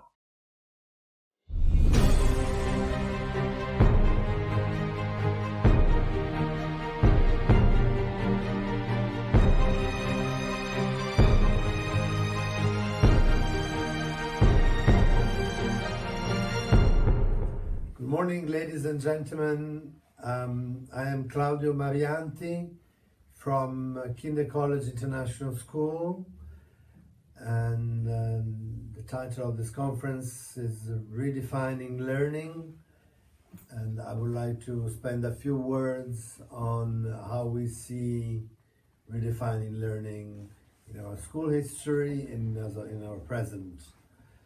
So the first time I read the title of this conference, Redefining Learning, my mind went to what an ancient Greek philosopher Solon used to say, Gerasko aiei polla didaskomenos, which means I age always learning a lot. These few words have been for more than 50 years the roots of our school philosophy. At Kinder College International School, from the very beginning, we based our teaching and learning on our founder's Dolores school guides, which are based on a concept which was extremely advanced for the times. Everyone in a school, whatever his capacity might be, is first and foremost a learner. Therefore, our school is truly a community of learners, from the students to the teachers, from management to administration, and including the parents and the families of our children, who day by day also grow with the school. Every lecture, every class, every laboratory, every sport, every time dedicated to our ample number of activities is truly a moment for growth and learning for all the parties involved. In summary, we can really say that our school is a community of long life learners. In the radical revolution brought over by the digitalization of learning, our school is at the forefront of these radical changes. But we don't forget the lessons of the analog generations, and we stress the importance of the use of children's memory as the basis of true long life learning. I remember with tenderness the oath that I had as a child listened to my grandfather Claudio memory by heart of an infinite number of poems and pieces of literature in French, Italian, Latin, and ancient Greek also. A society that doesn't attach importance to children memorization of the past is a society deemed to vanish. A society with no memory is a society with no roots and no future. This is why in our school we use extensive state-of-the-art digital tools, but we keep stressing the importance of memorization of literature, poetry, and even mathematical formulae. At Kinder College International School, we offer our children a vast array of subjects, sports, music, and all sorts of activities. We provide this ample spectrum of choices for a specific reason. Every child in our school eventually finds a subject, a sport, an activity that strikes his chords, and in that moment, we believe, he develops a passion that he truly enjoys and he can carry with him all his life as a true long life learner. Our philosophy of enjoying learning leads us to our core concept of enthusiasm. Our old school is based on the idea that enthusiasm is what really carries you through life. Our head of school and co-founder, Kika, is an incredibly enthusiastic lady, and she makes sure that the enthusiasm permeates the old teacher's body. Our teachers make sure to transmit lust of life to all our children. We can truly say that Kinder College International School is a very happy place, full of ideas and music and all sorts of activities all year round. In the wake of the radical changes brought over by the dawn of the digital era, our school has updated its teaching and learning methods accordingly, from access to online knowledge to introduction of iPads to all children, from computer lab compulsory classes to the paramount importance of our team of computer teachers. We can proudly say that our school is a front runner in the dramatic changes of recent years. Having said so, we maintain the beautiful teachings of generation of teachers and learners who left a mark, like my teacher Christina, in our school history, and we treasure some educational tools that we deem timeless. Among these, we maintain our traditional programs of learning by doing, one of the bases of our teacher methods that resisted through the many decades of our school history. One of the paramount aspects of our school is the importance that we attach to handcrafts made by students and teachers together during most of their classes, and the importance of art and music appreciation with a great number of hours dedicated to sports and physical wellness in general, together with mental as well as spiritual wellness. The curricula of our students have been evolving steadily over years, and they currently include several subjects and features that make our school truly unique. We're very proud of our drama school, for instance, where students of all ages learn to act on stage. Kinder College International School, from these very early years, has been organizing a show in the summer and a Christmas show in December. During these two school performances, every single child has a role on stage and acts in front of hundreds of parents, both in Italian and English, doing what are truly two multidisciplinary feasts full of music, dancing, acting, for the joy of all participants. Our children look forward to these two performances all year round and prepare them with enthusiasm and passion for several months. Our children, since quite a few years, have attended compulsory chess classes in their morning schedule, and we attach great importance to learning the rules and practices of what is not just a game, but a training of the mind and exercise of strategy techniques that will be useful to our children during their whole life. Every action leads to a reaction, so to speak. Our school won't be the same without its encompassing program of music that can be heard every day in our classes, from our renowned and amusing rock band to the teaching of a large number of instruments, to the courses of opera singing taught by professional singers of the local opera theatre, Teatro Comunale of Bologna. Kinder College International School is one of the leading international schools in Italy, and as such, we're very proud of our Italian roots. And we feel the responsibility to keep the legacy of Italian history, culture, and traditions. As you all know, Italy has been leading the world in many aspects, such as opera singing that we just discussed, and we stress the importance of teaching to our children other Italian excellences, including literature, poetry, history of the arts, philosophy, and why not our great cooking tradition. In this respect, we're similar to China, whose citizens are very proud of their origin and culture, that we, by the way, teach and respect to the extent that we have a Confucius classroom in agreement with the Confucius Institute for the spreading of Chinese culture and language in the world. It is only with strong roots in our national culture that we believe our children can become truly global citizens. And with this goal in mind, we've been organizing for several decades culture trips around the world in many countries, including China, Switzerland, England, Austria, and the USA. We have promoted exchange programs with schools and children around the world, including a regular program with Shishuchuan Foreign Language Education Group in China.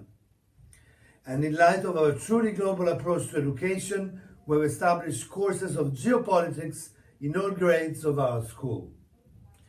Kinder College International School is surely one of the leading language schools in Italy, where Italian, English, Chinese Mandarin, and Spanish are mandatory for all children, who also have the choice to learn German, French, Russian, Greek, Arabic, Persian, and Portuguese.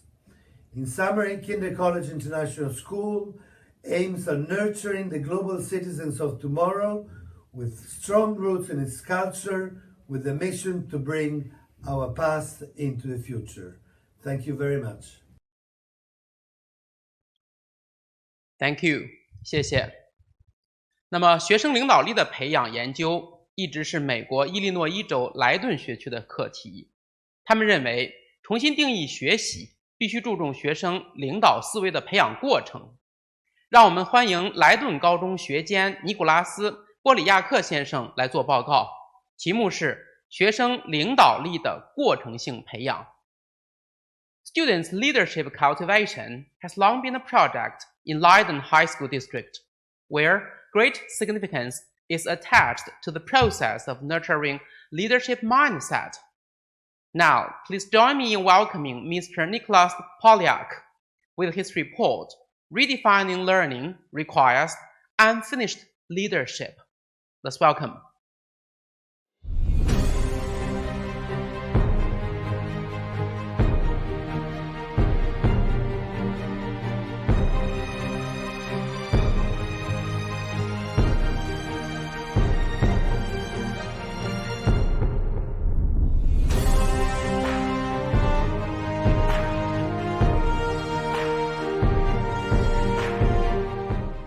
Hello, my name is Nick Polyak, and it is my absolute honor and pleasure to join you today.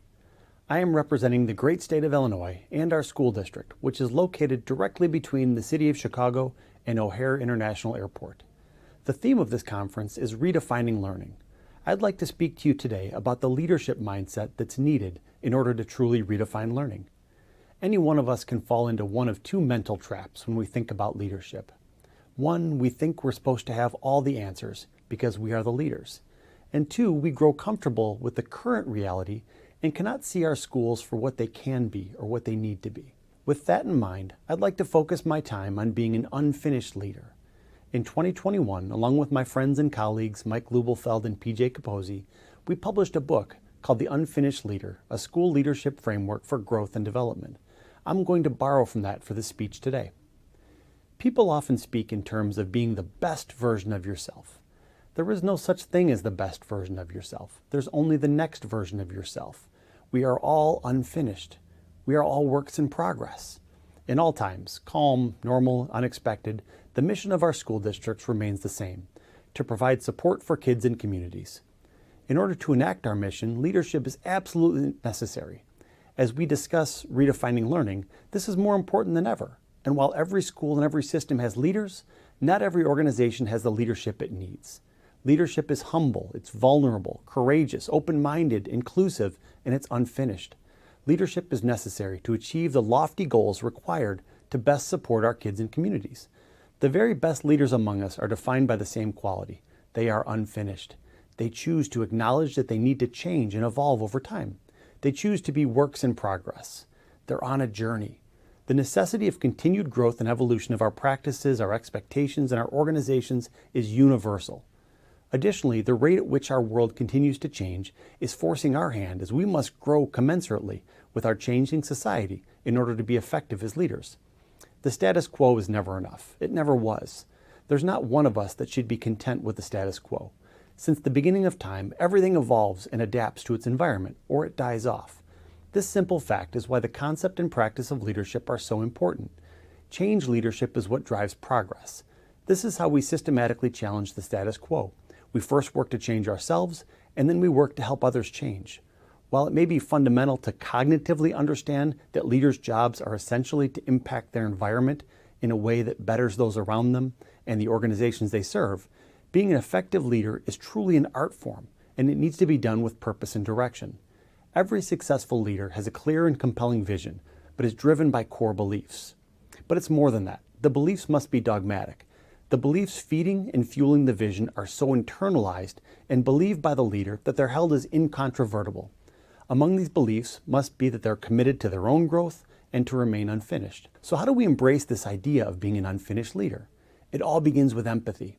Each of us is a collection of all the life experiences we've had up until today.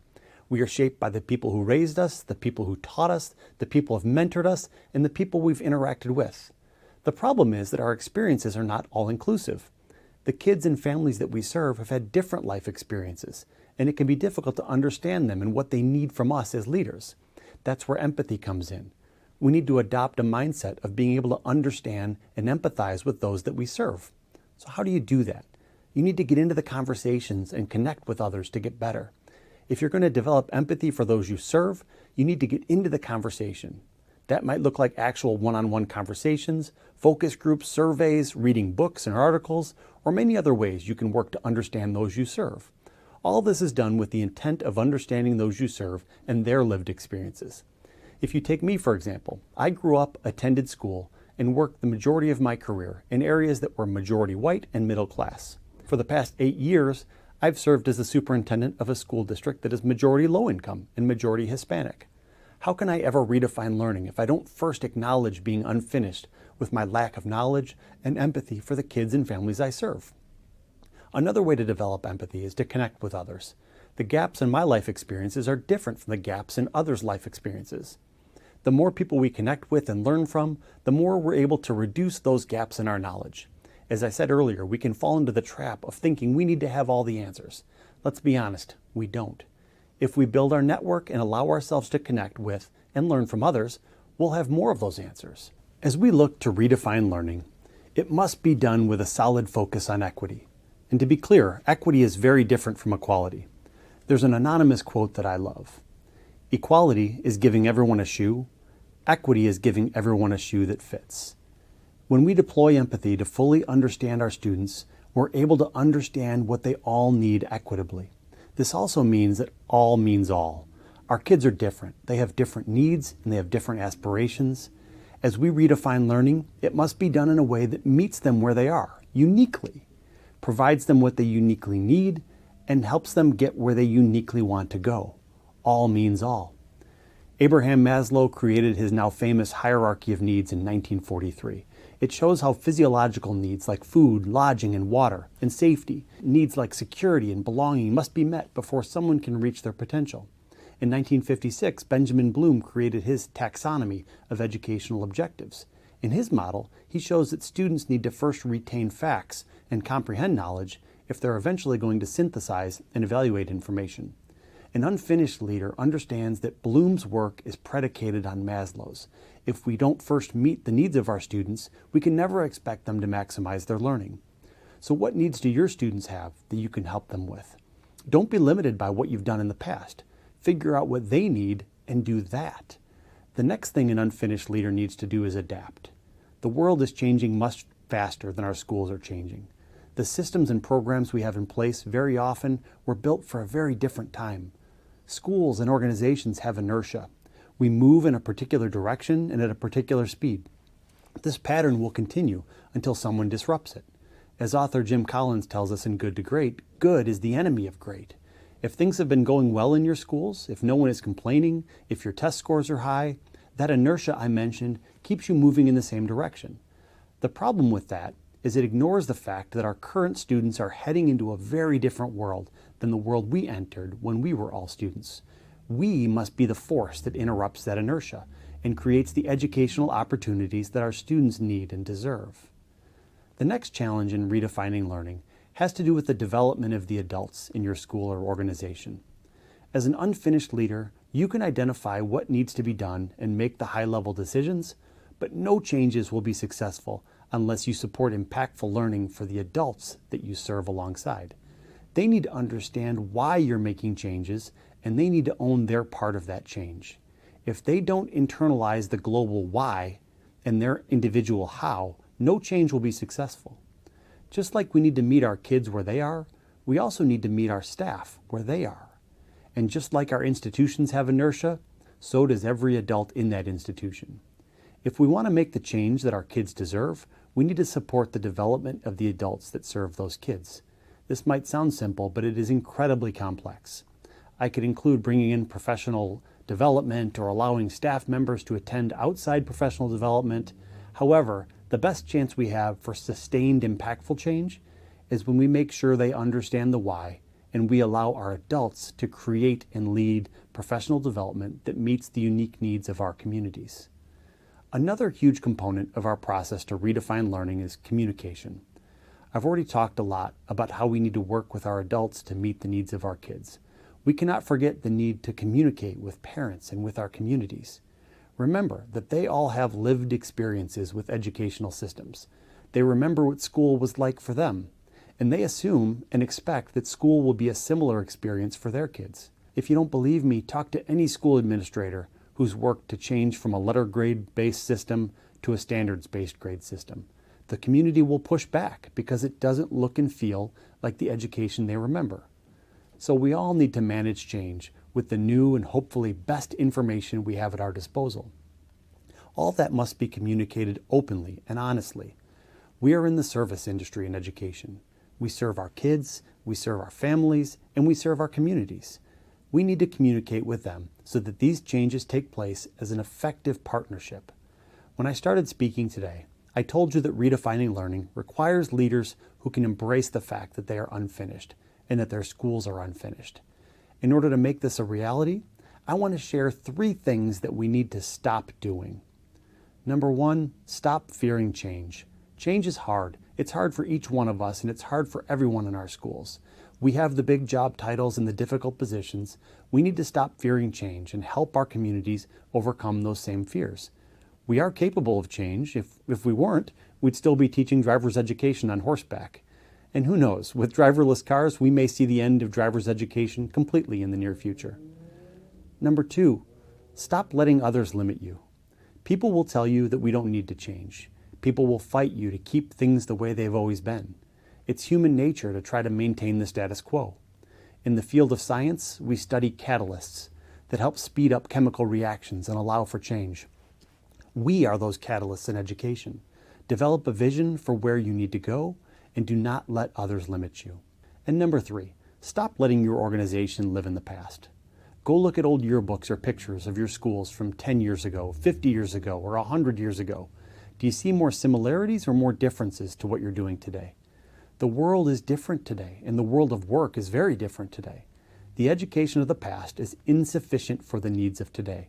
More importantly, the education of today is insufficient and incorrect for the needs of tomorrow. That's the future for our students. Don't allow your organization to live in the past. The time is now to redefine learning to match the needs of our students. To be that next version of yourself, you have to be driven deeply by something. You must believe that you have an impact to make and a legacy to leave. You must know that the work will never be done and you will never be finished. If you know these things and you care deeply enough about your success and making an impact that you're willing to do anything for it, the sky is the limit for your students. Leadership is a process, not an event. Our work is actually a series of processes that make us better over time, but we are never quite finished. There's always more to learn, more to do, and more to be. In general, to advance our organizations, we need to think differently about each and every element of how we do school. This extends from how our teachers interact with our students, how our teachers interact with building leaders, and how our building leaders interact with district leaders in the communities they serve. We need to think differently about how we meet our students' social-emotional needs and how we need to commit to being leaders of equity, not just some of the time, but all of the time. When we talk about leadership in schools, the topic often focuses on board members, district or building administrators, or teacher leaders. All of those people remain important. However, we need to continue to work to develop new and different leaders. Teachers, support staff, leaders of all kinds, and communities rally together for our kids. We all serve as beacons of hope and stability for our students and our communities. Let's take this to the next level. Leaders are only leaders if they create more leaders. We must be acutely focused on the needs of those we serve, and in order to keep them unfinished, we have a mutual responsibility to continue to grow as well. Consider your growth like a rubber band. It's meant to be stretched to meet its current needs. Left alone for long periods, it will become brittle, obsolete, and useless. If it's stretched too far, it will break. The same holds true for you and your organization. Allow yourself to stretch to the furthest comfort zone. Leadership is about inspiring others to do more than they may realize they can do. Leadership is about allowing others' lights to shine and impacting more people than yourself in your small circle. Leadership is about long-term legacy, not about positions or titles. Leadership is a journey, not an event. Leadership is your life's work. Leadership is unfinished. If you want to be an impactful leader, there must be deep beliefs inside of you that drive your actions in a way that makes abundantly clear that achieving the mission and vision is most important. That leadership should be collaborative with other stakeholders, with clear and transparent rationale and beliefs. I'd like to close today by telling you a story about a girl named Maria. Maria was born in rural Guatemala. As a young child, her family experienced great tragedy. Her brother was murdered and one of her sisters disappeared. Her parents were scared for Maria's safety, and they sent her to live in the United States with her other sister, but they stayed behind in hopes of locating the missing sister. Maria arrived in our schools as a 14-year-old who was highly traumatized, spoke no English, and knew no one but her older sister. I mentioned earlier that the school district I serve is majority Hispanic, and around that time, our theater department realized that the casts of our plays and musicals were not representative of our student body. So they redefined our theater program and created Teatro Leiden. It's part of our theater program, and we cast English-speaking and Spanish-speaking students as we perform shows in both languages for the community. Maria arrived the same year that we launched Teatro Leiden. One of her teachers gave her a script to read for homework. The next day, Maria tried out for the play and was given the lead role in the production. Maria eventually starred in 4 different plays during her time at our schools and created a club to help other students new to the country and new to the language get involved in activities. Because those theater teachers were able to understand the needs of the community and redefine their approach, amazing results were possible. Maria graduated from one of our high schools and received a full scholarship to attend college. Recently, she came back to visit, and I caught up with her in the hallway. She's studying to be a teacher and wants to come back and teach in our school district. I cannot think of a better way to make the point that we can redefine learning, and we must redefine learning. Essentially, your whole focus needs to be on excellence and on the needs of your students. We all live our lives by this focus. As educators and school leaders, our charge is to support student growth and learning every day. We are held to high standards by our school boards, our staff, the students, the community, by everyone. Your excellence is personified by your true commitment to remaining unfinished in your pursuit to expand your legacy and your impact on behalf of the kids and communities you serve. Let's all commit to being unfinished so that we can redefine learning for all of our kids, no matter where we serve in this world. Thank you so much, and please enjoy the rest of the conference.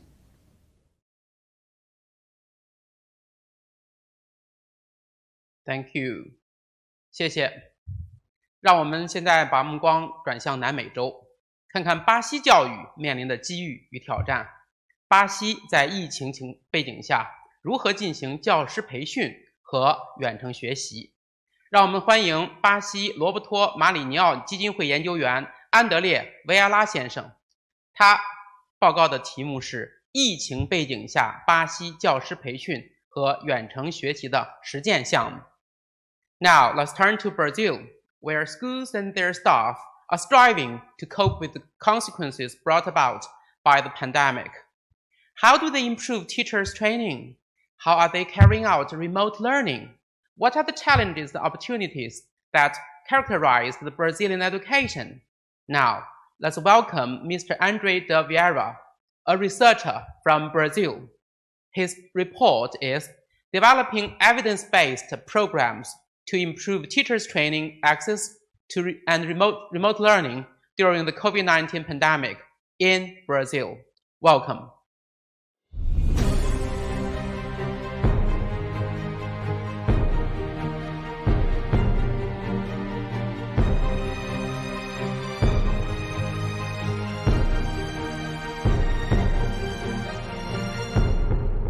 Hi everyone, I'm André Vieira from the Roberto Maurinho Foundation.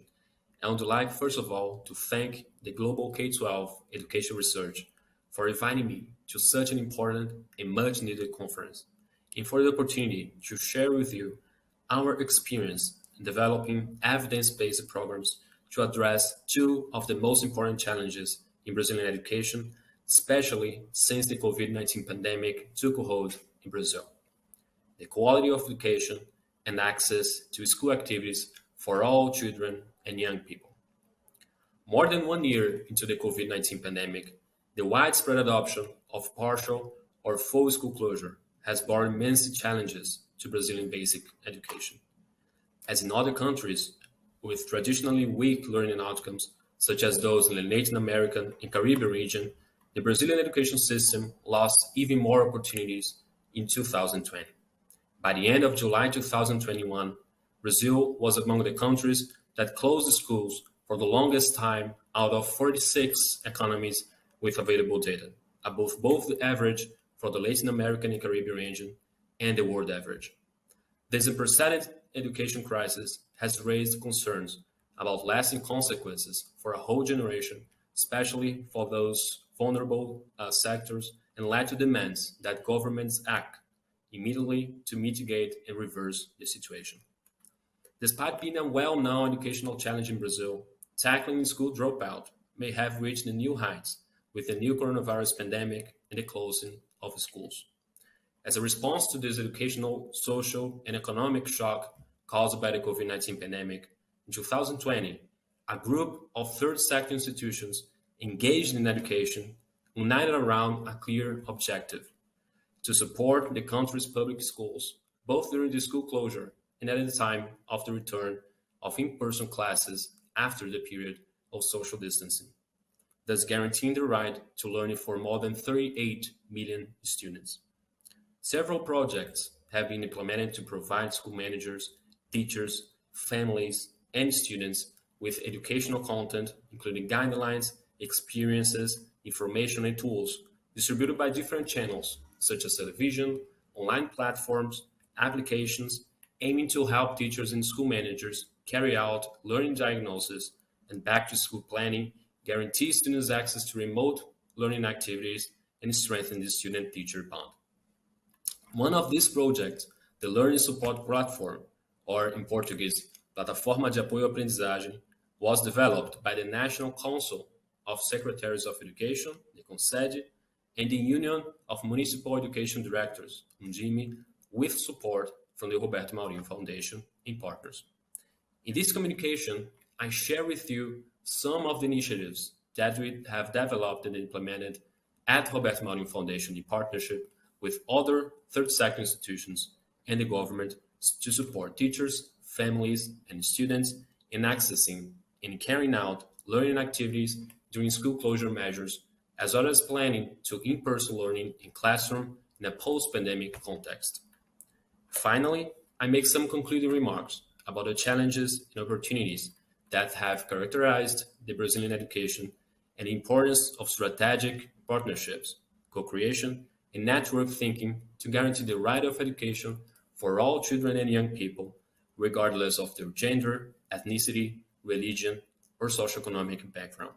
They include to transform, or in Portuguese, incluir para transformar, educators' training program has the main objective of enabling the active participation of school community and families and implementation of educational solutions in the post-pandemic context. From September to December 2020, 3 projects benefited 491 education professionals, including teachers, school managers, and other school workers in the 6 Brazilian states based on partnerships established between the Roberto Maurinho Foundation and other institutions and education secretariats. The training program was designed to support school workers in 3 challenging dimensions related to rethinking school routines: assessment, pedagogical management, and teaching and learning practices.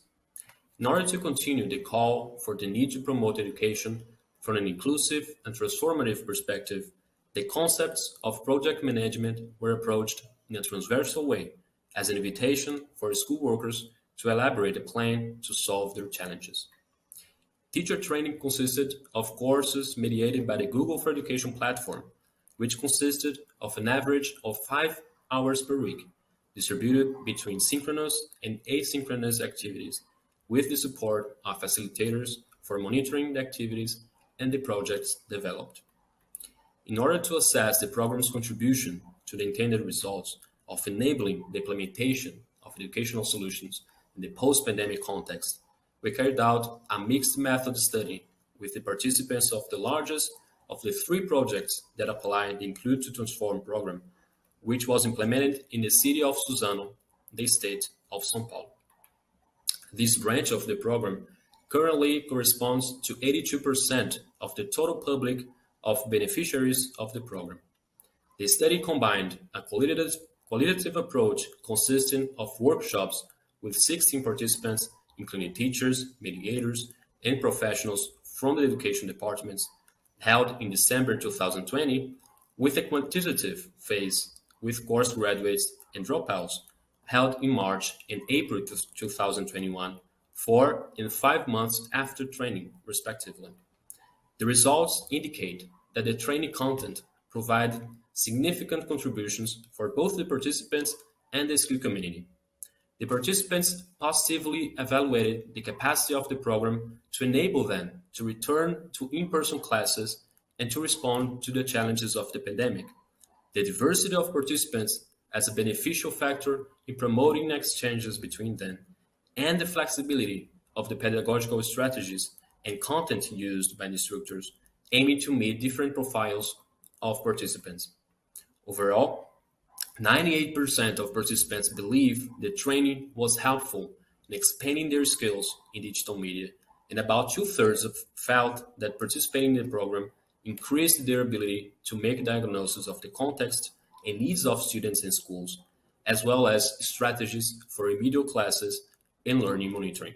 The consequences of the pandemic crisis not only highlighted the immense educational disparities in Brazilian society, but also emphasized the importance of communication and technology as tools for reducing inequalities in education, and how the civil society has a fundamental role to perform in this task. The multiple possibilities provided by the Brazilian educational broadcasting organization Canal Futura, Futura Channel, or simply Futura, multi-platform technologies offered valuable tools to reduce inequalities in the context of the pandemic. Founded in 1997, Futura is based in the joint efforts of the Roberto Marinho Foundation and 6 other institutions, and has as its core mission to use technology to improve Brazil's education system. Currently, Futura's programming is shown on the main cable television stations in Brazil and on a network of partner universities' television stations with a signal available on open television and digital satellite dishes. It can also be accessed via the online platform, which makes its live signal available free of charge with its collection of programs, documentaries, and other exhibited content. 2020, to meet the demand arising from social distancing, Futura expanded the offering of educational products and services to students, families, and teachers during the COVID-19 pandemic, reaching 37 million people in all 5 regions of Brazil who report watching the channel, 91% of whom consider the Futura content useful during the pandemic. Aiming to support access to hybrid education for students, families, and teachers during the COVID-19 pandemic in March 2020, Canal Futura customized a range of its programming called Estude em Casa, or Study at Home, to organize audiovisual educational content by learning levels. This project had the support of educational television stations in partners universities and has reached 37 million viewers on television. The Telas Abertas, Open Screens, project developed in March 2020 by Roberto Marinho Foundation in partnership with the Votorantim Institute, supported educators, students, and families with educational activities during the period of school closure in Brazil. The project involved the development, curation, and distribution of educational content with recommendations for pedagogical and playful activities, as well as information on health, food, safety, and guarantee of rights in the home environment for children and young people. From March to November 2020, the project distributed educational content on different platforms, social networks, television, podcasts, text messaging, for educators and families in 101 cities, reaching a total of more than 1 billion online views. The perceptions of Brazilian educators about the content of Futura and how it contributes to their work are collected every 2 years by a nationwide survey. 2020, Futura was watched by 1.2 million teachers and 192,000 coordinators and principals of basic education schools, most of them from public schools, 80% and 78% respectively. The results show that both group of viewers trust Futura's content and consider that it encompasses the country's cultural and territorial diversity. Most educators and school coordinators and principals report that Futura content contributes both to their personal training and to their work. 94% of them said that Futura contributes to their training, and 84% of the educators said that the content inspired their classes, and 69% used the content in the classroom. Most educators and school coordinators and principals, 55% and 58% respectively, said they had access to Futura's content to support pedagogical activities during the pandemic. The 2020 round of the survey also investigated the contribution of Futura's content to the learning of Brazilian children and adolescents. Last year, 5.7 million children and teenagers from 7 to 15 years old accessed Futura's content, most of them from public schools, which corresponds to 22% of the population of this age group in Brazil. Most of them, 52%, look for Futura's content because they like it, are interested in it, and 42% access the content to help them with their studies, a percentage that rises to 52% among teenagers. The survey also interviewed parents and guardians of children and adolescents. For most of them, 72%, the Futura content contributes to learning the school subjects. About 2/3 claim that the Futura content encourages children or adolescents to seek more knowledge. Despite the recent reopenings of schools in several states across the country, millions of school-age children and young people in Brazil already lost a full academic year of in-person classes, with serious impacts on their learning and their lives. This education crisis requires immediate action to mitigate and reverse learning losses and economically support the most disadvantaged families. We strongly believe that mobilizing people and communities through education, networks, and partnerships around educational initiatives has the potential to reduce inequality of opportunity and ensure that all students have access to quality education. However, it is essential that social programs and public policies for this purpose are based on the best available evidence. The evidence we share with you demonstrates the importance of partnerships between civil society, the private sector, and governments in initiatives to support families, students, and schools, especially in such difficult times, and the value of communication as a force for social transformation through education. In this communication, I brought some of the strategies and actions that we have developed and implemented since the beginning of the COVID-19 pandemic, and that reaffirm our mission of mobilizing people and communities through communication, networks, and partnerships around initiatives that contribute to improving the quality of life of the Brazilian population. It has been a challenging period for most public and private institutions in Brazil.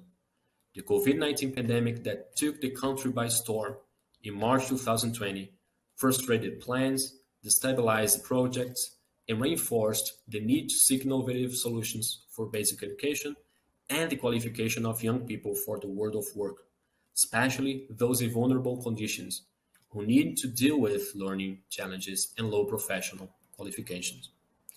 Despite the adversities, we remain firm in articulation with our partners in our purpose of innovating in our social educational projects with a focus on the development of young people and adults based on the adoption of methodologies with proven results and with high potential for scalability to tackle age grade distortion, school dropout, and learning gaps.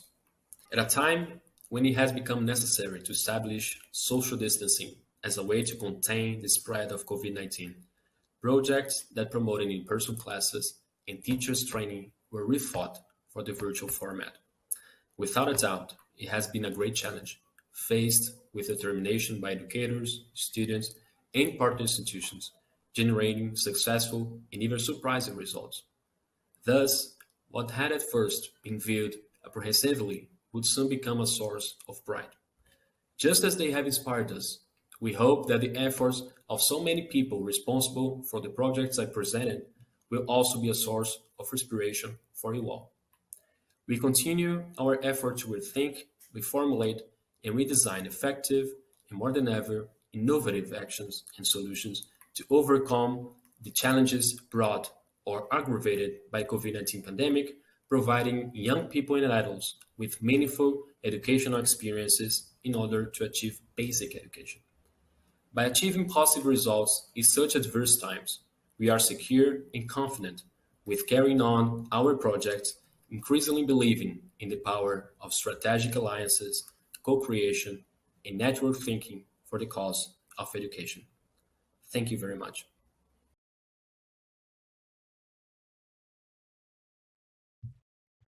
Thank you， 谢谢。接下来，让我们再回到欧洲去看法国。让我们欢迎波尔多大学比较与国际教育学教授瑞吉斯·马来先生。他将从国际视野下的教师教育和校内合作学习两个视角来探讨重新定义学习。Now, let's turn our eyes back to Europe, to France, to see how the University of Bordeaux redefines learning through the lenses of teacher education and cooperative learning in the school place from an international perspective. Please join me in welcoming Mr. Regis Malay.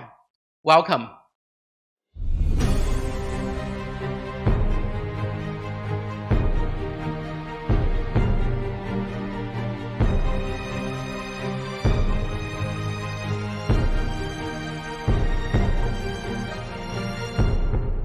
Dear colleagues and friends, good day from the University of Bordeaux in France. First, I wish to express my gratitude to the Global K-12 Education Research Association and to the Shi Chia Shuang Foreign Language Education Group for their invitation to the 6th Annual K-12 GERA Conference.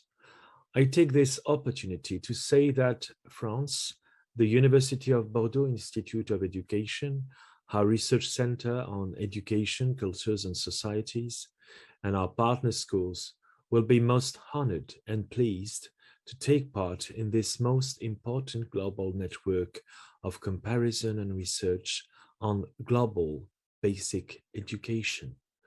The annual conference theme is Redefining Learning. This is a most important topic and probably an urgent one. I will approach it through the lenses of teacher education and cooperative learning in the school place. As a matter of fact, successive crisis contexts, whether they concern security or health, contributed in various settings somehow to a collective awareness of the importance of education and the transmission of values of justice and equity in the construction of societies that are both more inclusive and more enlightened about the major challenges of our time. Education is called upon to promote interpersonal skills, respect, tolerance, openness, as well as subject knowledge and skills analysis, critical thinking, cooperation, participation, inclusion, all of which contribute to the formation of citizens who are enlightened, responsible, and active in society. In such a context, most policies worldwide emphasize the need to equip teachers to work effectively in a highly diverse classroom context, supporting pupils with different cultural backgrounds and learning needs, and promoting an ethos of inclusion in schools. For new teachers, this implies developing the skills needed to work from an interdisciplinary perspective, to the ability to extract themselves from a cellular and solitary conception of practice, as well as to develop a strong capacity for embracing the complexity of reality and of mobilizing knowledge in a collaborative and creative dynamic. I invite us today to give attention to discuss a keystone in school development, school improvement, and teachers' learning, namely cooperation and team building in schools, and how this can make a difference in education and learning in the school place at every step of the school curriculum. Notably, the focus on the collective dimension of professional development, expertise, and well-being of teachers, as well as students, at different stages of their career, has been pointed out as a crucial element for school improvement. In such a conception of teaching, the school place is called to be the very place of learning, of professional learning, and the group of peers to become cooperators of this learning, the educators somehow. One of the effects of this promotion of the cooperative dimension of teaching is to go beyond a classic top-down conception of teachers' education based on transmissive methods, conferences, seminars, and, on contrary, to promote participatory and peer-to-peer approaches of teaching through mentoring, counseling, sharing, and mapping scenarios of teaching through lesson studies groups, for instance. Actually, in practice, and for a long time, peer-to-peer education, tutoring, and mentoring by experienced teachers have been practiced in many countries such as UK, Finland, Canada, China, of course, some of provinces more than others probably, Korea or Japan. And these played a major role in the professional development of teachers. Teacher careers are now regulated in some countries, such as Singapore, for instance, on the basis of annual teacher assessments, not only with regard to their teaching quality, but also to their effective contribution to collective engagement and work within their schools and out of it, notably through cooperation with the diversity of actors in the educational community, parents in the first place. Yet, this approach of cooperative conception of teaching and schooling is only possible if, and I want to stress this, if it is coordinated and supported by an adequate leadership, which opens up to more participatory governance of school development, to which each and everyone will be able to contribute. Such a participative conception of school governance calls to a more and more integrated and participative leadership. Investing on school as the place of reference for teachers' development ultimately offers a new lever and resource in order to increase the overall performance of the organization and, at the end of the day, to enhance students' achievement and well-being. But what exactly are the main virtues of such a shift to a more cooperative, participative conception of teaching and learning? Whatever words and techniques are used, the purpose of forming more or less stable and flexible groups is to prevent isolation, of course, but also to forge professional pedagogical ties between school members. It is about building up cohesive working communities, educative communities in an activity which is traditionally characterized by its isolated dimension with the traditional ecology of the classroom. Major positive virtues, effects have been identified in a number of research studies conducted in Canada, UK, the Netherlands, Finland, Chile, the USA, South Africa, and of course, France and China. These various studies, including ours, have underlined the beneficial effects of cooperative learning in schools, both on the teaching practices, but also on the students' performances. They would have positive impact on the school climate, social and professional relationships within schools. Indeed, this promotes concerted and shared conceptions and visions by teachers of their pedagogical action and strengthens the motivation and individual and collective effectiveness of teachers. Furthermore, the international research on the topic promotes the research-based dimension of professional learning as decisive, as a poster of research in the sense of production, reflective capitalization and dissemination of professional experiences and practices have a positive effect on identification, socialization, recognition, and professional affirmation. And this goes with the mobilization of energy and resources within institutions themselves, within the schools. Again, research literature shows that in certain countries such as Finland or Japan or Canada, the organization of teachers' working time takes into account this collaborative and research dimension. Such arrangements for the school organization of time are also being implemented in Canada currently. And again, a high degree of support from a school leadership for these actions is a decisive factor in their effectiveness. The question of the organization of school time, but also of school space, is essential, as are the methods of collaboration, of cooperation and partnership within the whole community of users and partners in schools.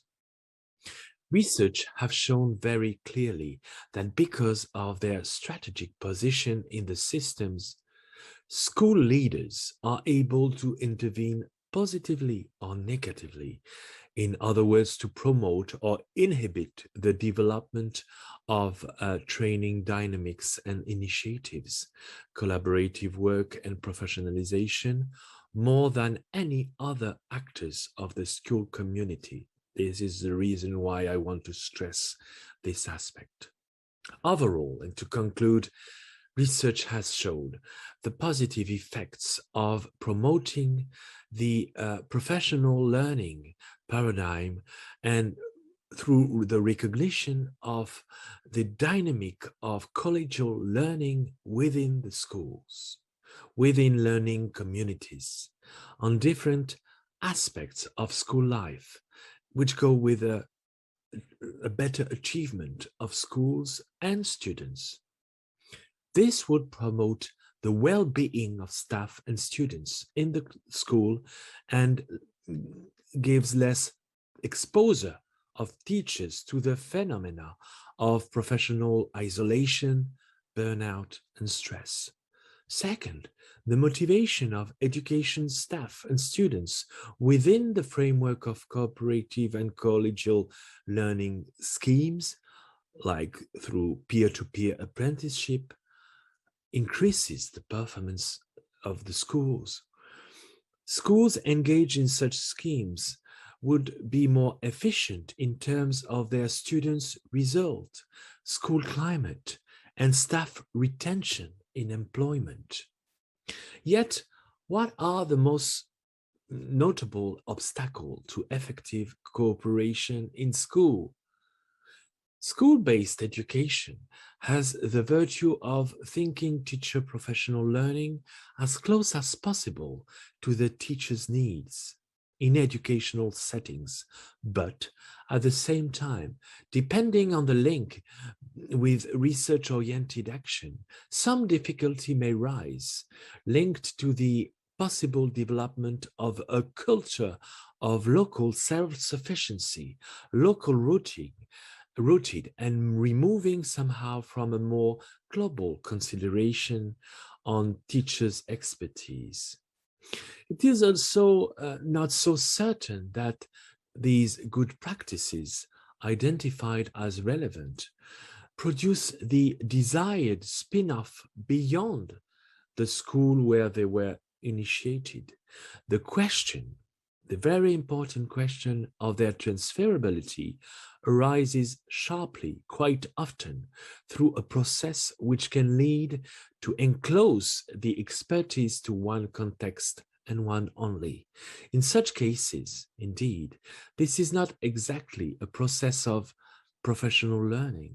And this is the reason why school-based education has to be continuously relied to a research-oriented education.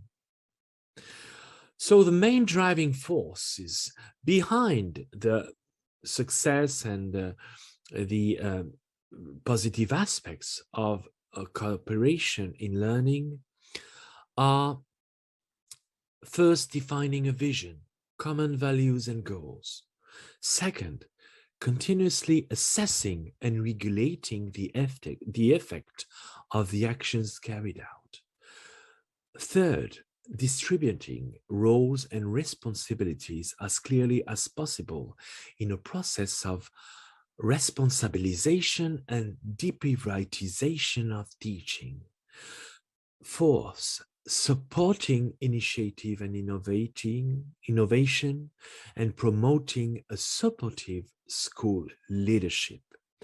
This is very important.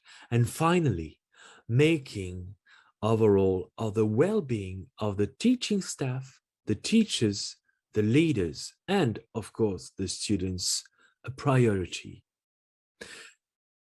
Because this well-being of the professional will extend and will shine beyond themselves to the students. And that is the key and the objective of it all. School climate and improvement are one of the keystones of successful teachers, schools, and students. Thank you very much again, so much for your invitation and for your attention. I wish you a wonderful and fruitful conference. Thank you, Mr. Marley. 谢谢法国的马来教授。接下来，让我们欢迎我们今天下午最后一位发言者，欢迎美国华盛顿国际教育委员会主席威廉·费什先生。费什先生是我们室外的老朋友，他将和我们探讨中国国际留学的情况。他指出，中国提高了国际教育的水平，在政策制定方面有了战略重点的支持。中国正在迅速成为海外留学的新高地。Now, let's welcome the last speaker of this afternoon, Mr. William Fish, an old friend of Shijiazhuang Foreign Language School. He is the president of Washington International Education Council from the United States. He will talk about international education in China. Over the last decade, China has elevated the level of international education policymaking, which has been supported by strategic priorities. China is on the fast track to becoming a top destination for studying abroad. Welcome, Mr. Fish.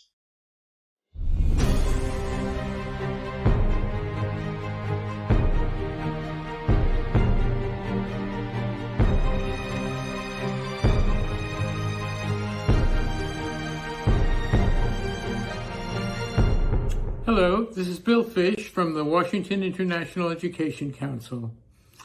I'd like to take a few minutes to talk to you about the rapid growth of China as a leading destination for international students. China has become one of the leading host countries for international students in the world.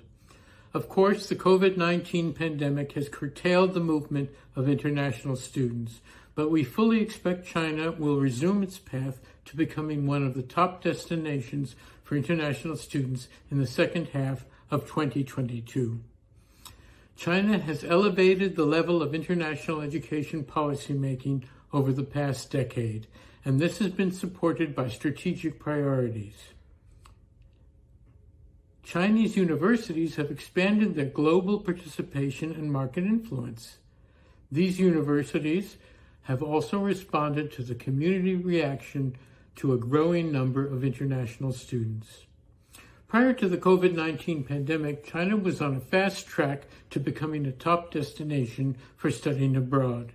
492,185 international students from 196 countries studied in China by 2018. Students were enrolled in 1,004 higher education institutions located throughout the country.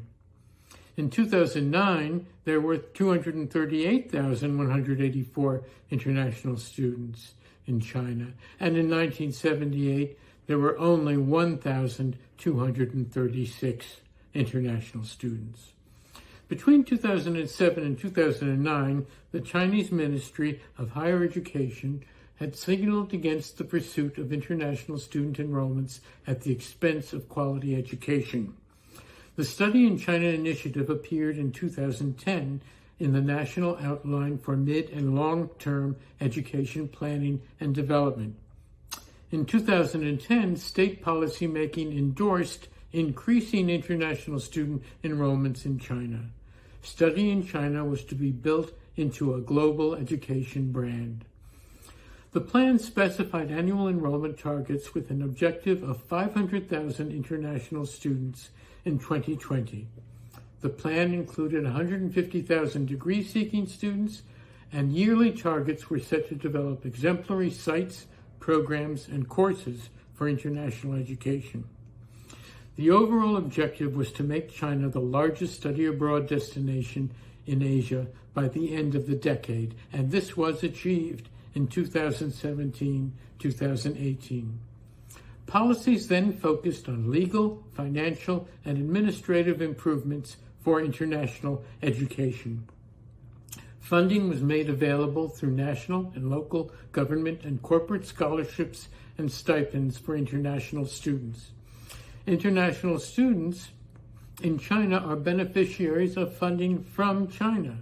This is completely different from the policy in the United States, where only a smaller percentage of international students are recipients of financial support from the government. The Chinese policy to support international students makes international education available to students who otherwise would not be able to benefit from everything international education offers. The mid-2010s defined the orientation of international education in China. The Study in China initiative was subsumed under the new global strategy, the Belt and Road Initiative, which is a roadmap for China's higher education to be a major player on the world stage. In the official 2019 Study in China Guide, international education is noted for providing essential knowledge about China. The guide provides information about Chinese market aspirations and appeal to international students. The Chinese government's Silk Road Scholarship Program provides sponsorship to 10,000 new international students each year from countries participating in the Belt and Road Initiative. Universities can apply for state funding to run a Belt and Road talent development site for large cohorts of international students. Research grants fund studies that improve the quality of international education while supporting Belt and Road work in infrastructure, trade, culture, and diplomacy. The Belt and Road Initiative is central to China's rapid shift from being a major importer to becoming one of the largest exporters of international education. In 2017, 317,200 international students came from Belt and Road Initiative countries, 64.85% of the total. Quality improvements have continued and substantial progress has been made since 2017. The 2017 administrative measures for the enrollment and development of international students by universities and schools emphasize systematic quality enhancement in 4 areas: development of relevant university regulations, rigorous assessments for admissions and scholarships, systematic planning of teaching and staff development, developments of quality control mechanisms. In 2018, quality assurance standards for the higher education of international students were the first of its kind in China. In 2019, quality accreditation rules for international higher education created China's first external qualification, accreditation, and assurance system for international education. One quality indicator is the composition of international students. Degree-seeking students became the majority. 52.44% of international students in China for the first time in 2018.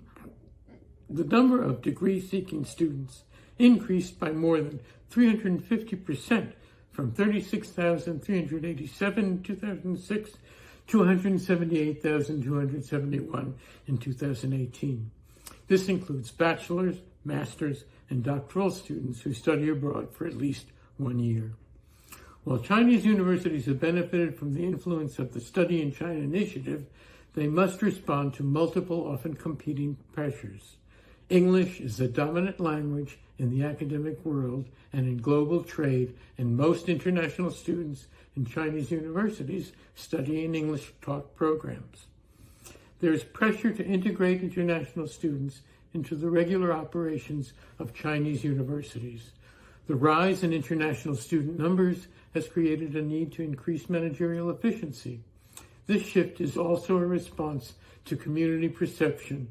International students benefit from more flexible testing arrangements and greater access to elite universities and scholarships compared to domestic students.